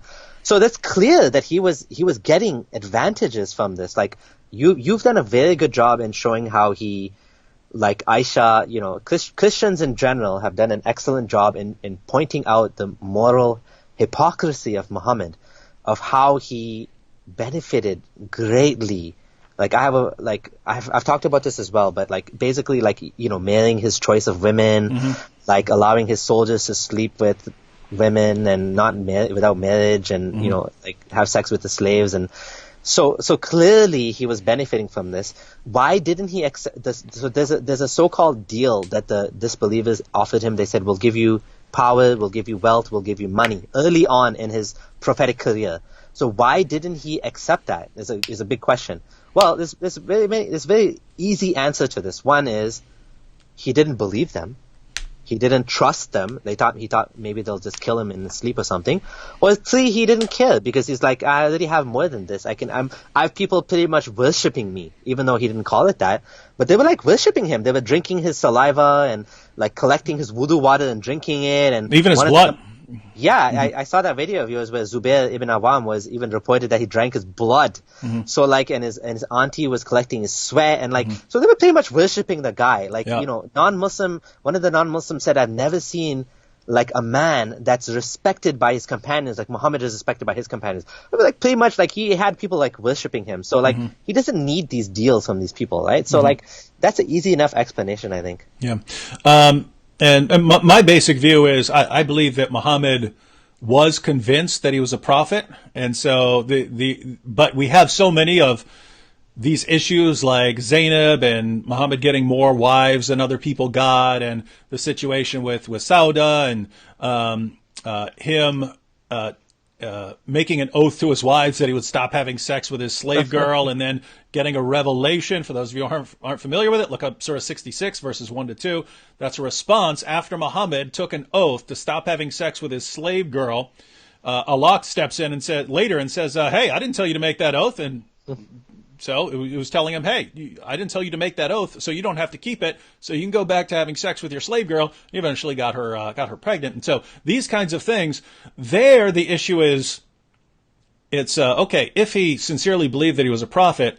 Was he adding things on deliberately, or were these just sort of affecting his subconscious, and then they come out perhaps through the temporal lobe epilepsy and stuff? I don't know enough about that. Yeah. I know Brother Rashid is a big proponent of that as well. That because he's pointing out that it can, the disorder can actually do things that really line up. Like it can give you like turbocharged sex drive and stuff like that. That these episodes can do that and stuff, and then you read about Muhammad having sex with 9 women and girls in one night and stuff like that. So anyway, might fit, but oh, sorry, I misquoted. It wasn't Abdul Hamid and Box of Islam. It was Brother Rashid. Oh, okay. Has a video called "Muhammad in the Light of Science and Medicine." Beautiful video. It goes in detail about like proof that he was suffering from some sort of like mental illness. And like you said, like basically extreme narcissists, like they can't differentiate between like themselves and like God. They think they're God pretty much. Like if God is if they want something, God tells them, do this. Like so we don't know. Maybe he was that self-deluded, or maybe he was just taking advantage of people. Who knows? But it doesn't matter. Yeah. Right? It doesn't matter at the end of the day. Either way. It's not Muhammad's revelations from about Zainab and all these things. He was either deluded into thinking, hey, I'm really getting a revelation from God, saying that God wants me to take the wife of my own adopted son. Or it was deliberate. So, that affects our view of him a little bit and stuff, but it's either way, that's not coming from God, and it's not something that anyone should be following. Here's another one from Zahra, and there's one more comment I wanted to get to because it's a good way to conclude, but one more from Zahra here. She says, I have a question. What do you think about people that revert to Islam and get abuse and kicked out by their families? Yeah, that happens. But I think in general, I think in today's world in general, it's much more likely that you will face abuse for leaving Islam than accepting Islam. Mm-hmm. Yes, people do face abuse for all sorts of reasons, including converting to Islam. But in general, people in the West, in Canada, US, I'm just speaking about maybe let's just limit it to Canada and the US because that's what I know. In general, people are not they're more tolerant in general and they're more accepting, maybe because of the Enlightenment and tolerant and secular values nowadays. People are not they're mostly okay with that. And my own dad, when I converted from Ismailism to Sunnism, he was really tolerant and loving. He's like, you know what? It's up to you, however you want to worship God. If I would have told him I converted to Christianity, he would have been fine with it. Mm-hmm. So, yes, people do, but so what? We should allow people to we should allow people to follow whatever religion they want to. So for Zara, whoever's saying this, okay, yes, that's a bad thing, and we should help people. If someone wants to be Muslim, I support the right to be Muslim. If someone wants to be Christian, I support the right to be Christian, as long as they're not imposing the religion on me, right? Mm-hmm. As long as you're not putting your laws that I cannot do this onto me. You can follow, if you don't want to drink alcohol, by all means, but you don't have a right to tell me that it's haram to drink alcohol because that's my own choice. Of course, unless it's the law of the land. And of course, I'll respect the law of the land, and we can debate that in society. The benefits of alcohol or not allowing it or whatever, banning it. But that's where I draw the line. It's yeah. And so what I find amazing here is that someone like Zahra is basically looking for us to say, you shouldn't. You shouldn't be abused or something like that, or attacked or something like that because you've converted to Islam. But the moral point she's trying to make here, if you actually believe that, Zahra, why do you believe in a prophet who said if anyone leaves his Islamic religion, kill him and carry out the Sharia penalties even against your own family members? Right? You have a prophet who's saying, look, you would have to kill your own family members if you're going to carry out the penalties, right? Yeah. He said both of those things. Yeah. One thing I would kind of say to that is that as a Muslim, I believed and I was taught that a Muslim cannot implement Sharia law on their own. So vigilantism is not allowed. So let's say, my brother left Islam. I cannot go and kill him. I would not be allowed to do that. What would happen is I would have to go to a judge or to the police or whatever, which is what happens in some Muslim countries, and report him or whatever. And if he openly says that he left Islam and he doesn't repent, then the state would put a punishment on him that he would be killed, which is sad and unfortunate. But I wouldn't be allowed to kill him myself, right? So I like to make that distinction. That and the thing is, there are Muslims today which are thankfully saying that the punishment for apostasy was something that was connected to treason, which I don't buy it because there's just way too many examples of hadith. Mm-hmm. That are kill the guy that left Islam and this person was left. And even the funniest thing is Jonathan Brown tried to use the example, which is the dumbest example he could have come up with, which was Abdullah ibn Abi Sar. And he said, look, they didn't kill him. But Muhammad said, wanted to him. Yeah, he was mad. To kill him, yeah. and you guys, So that's like the funniest example that he used in a video where he said, "But look, he didn't actually kill Abdullah ibn Abi Salih." Like, what? Wow. You couldn't have picked a worse example. But in general, I do believe that many Muslims nowadays are kind of, especially the Sufi Muslims. So Hamza Yusuf and his Sheikh Abdullah bin Daya, they are openly saying that like you can Google this, outdated religious laws should be changed. So they had a forum in Morocco. He studied in Morocco. He's a Sufi, like Sunni Muslim. And they are actually saying that Islam is compatible with democracy.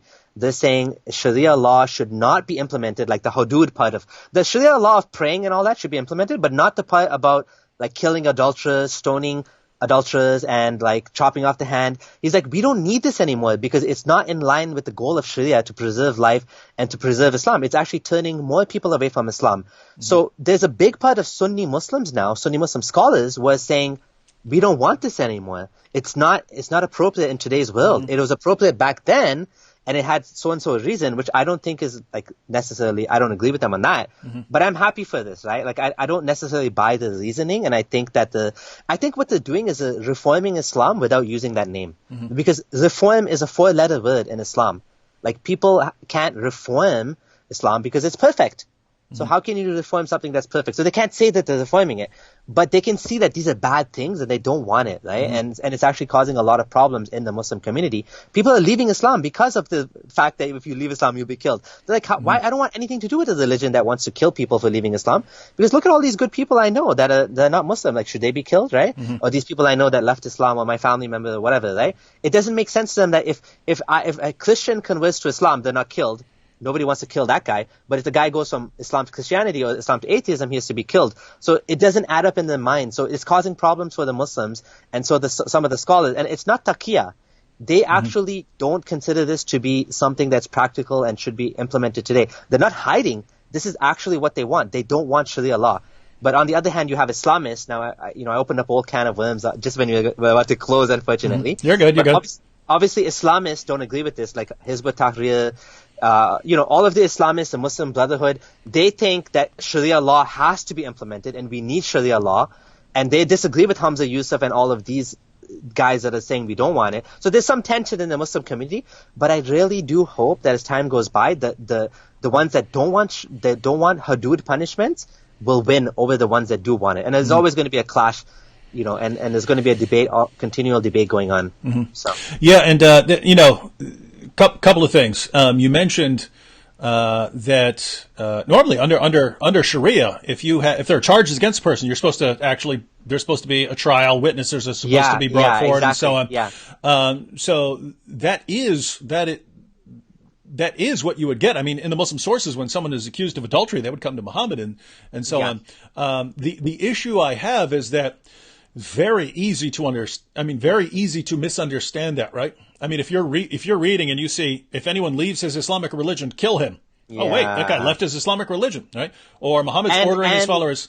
And there was examples where people killed a like slave girl. Yeah. And that was not through a trial. The guy just killed his slave. Yeah, and so that's the other thing that's perfect is that Muhammad basically said, okay, well, no recompense payable for her blood. So it's, hey, yes, in theory you should have brought charges, but you went ahead and killed her, but no problem, because, she was doing some bad stuff there. So it does look like there's some room to slide. On the issue of reforming Islam and so on, I think that I agree with the Islamists on what Islam actually teaches. But I've often thought, I thought years ago, because I was thinking, how would I make an argument that Islam could be reformed if I were a Muslim? And I think I've got a better argument than most of the people. Most of the people that you hear, and I don't mean like the legitimate scholars who are actually doing work on why you should not impose these penalties. I just mean the Western people who say, oh, that's not what Islam teaches. Oh, no, they don't teach. Muhammad didn't teach that. They just deny it. So those people I don't even take seriously. Yeah. But I've often thought that you could basically argue along these lines, right? When Muhammad was in Mecca, he taught his followers to preach a message of peace and tolerance. God's going to judge you in the future.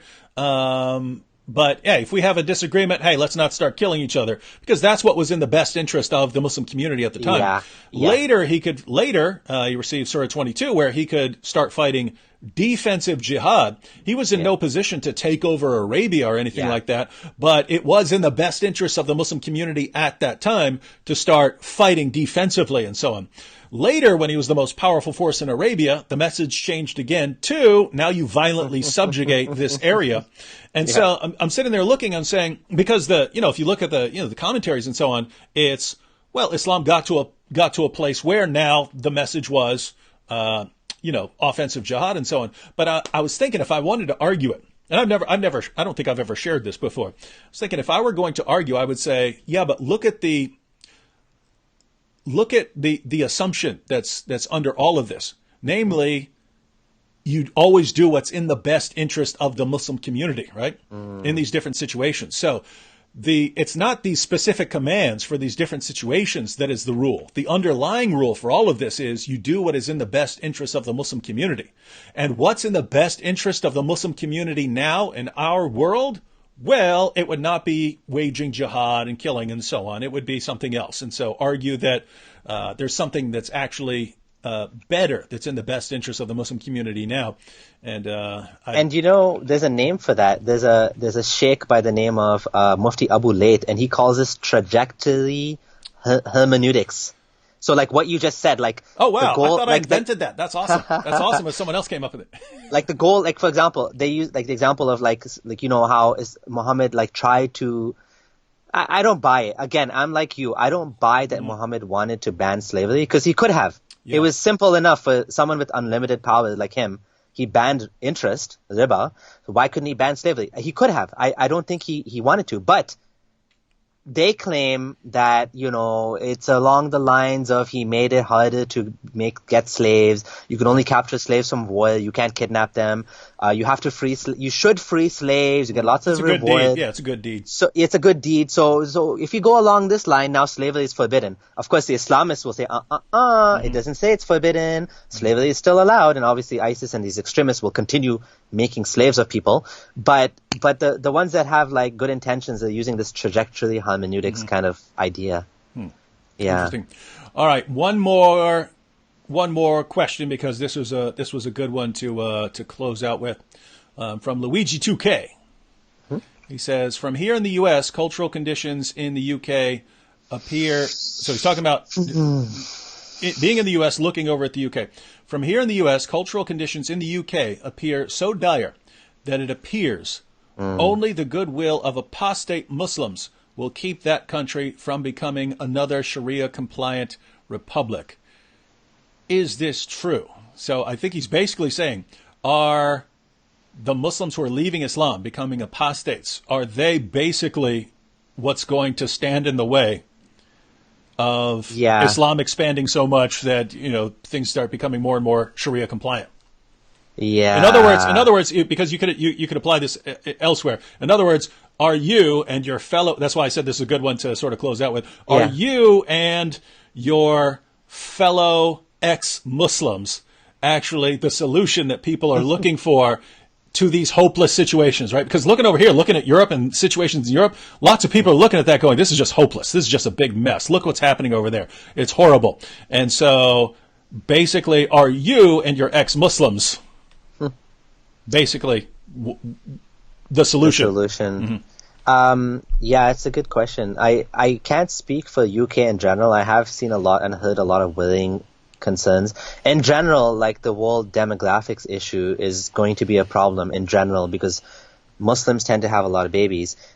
I have 5 kids. You also have 5 kids. But in general, Muslims tend to have an above average size family. And it's good you were a Muslim first, because if you've been an atheist, you would have had 0 or 1. That's what. If you've been an atheist first, yeah.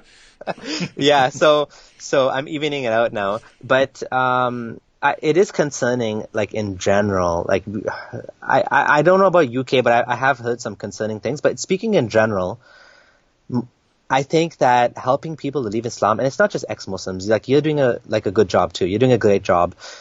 like people that are able to speak and challenge and have dialogue peacefully and discuss with others and to bring this conversation forward, to talk about different topics like human rights and, freedom of religion or freedom from religion and, all of these things, right? Even you'd be interested in talking about salvation as well. On top of all these things, I think having these conversations is something so useful because people are able to then see through Islam.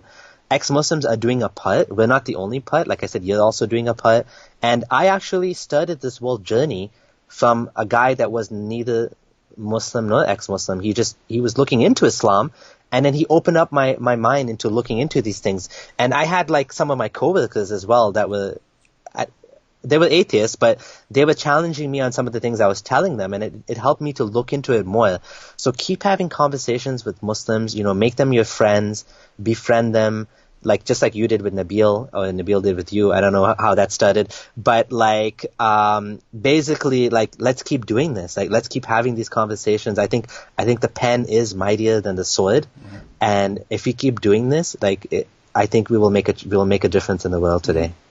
Yeah, absolutely. And I just want to say, I believe that ex-Muslims are a huge, massive part of the solution, and that's why I'm you,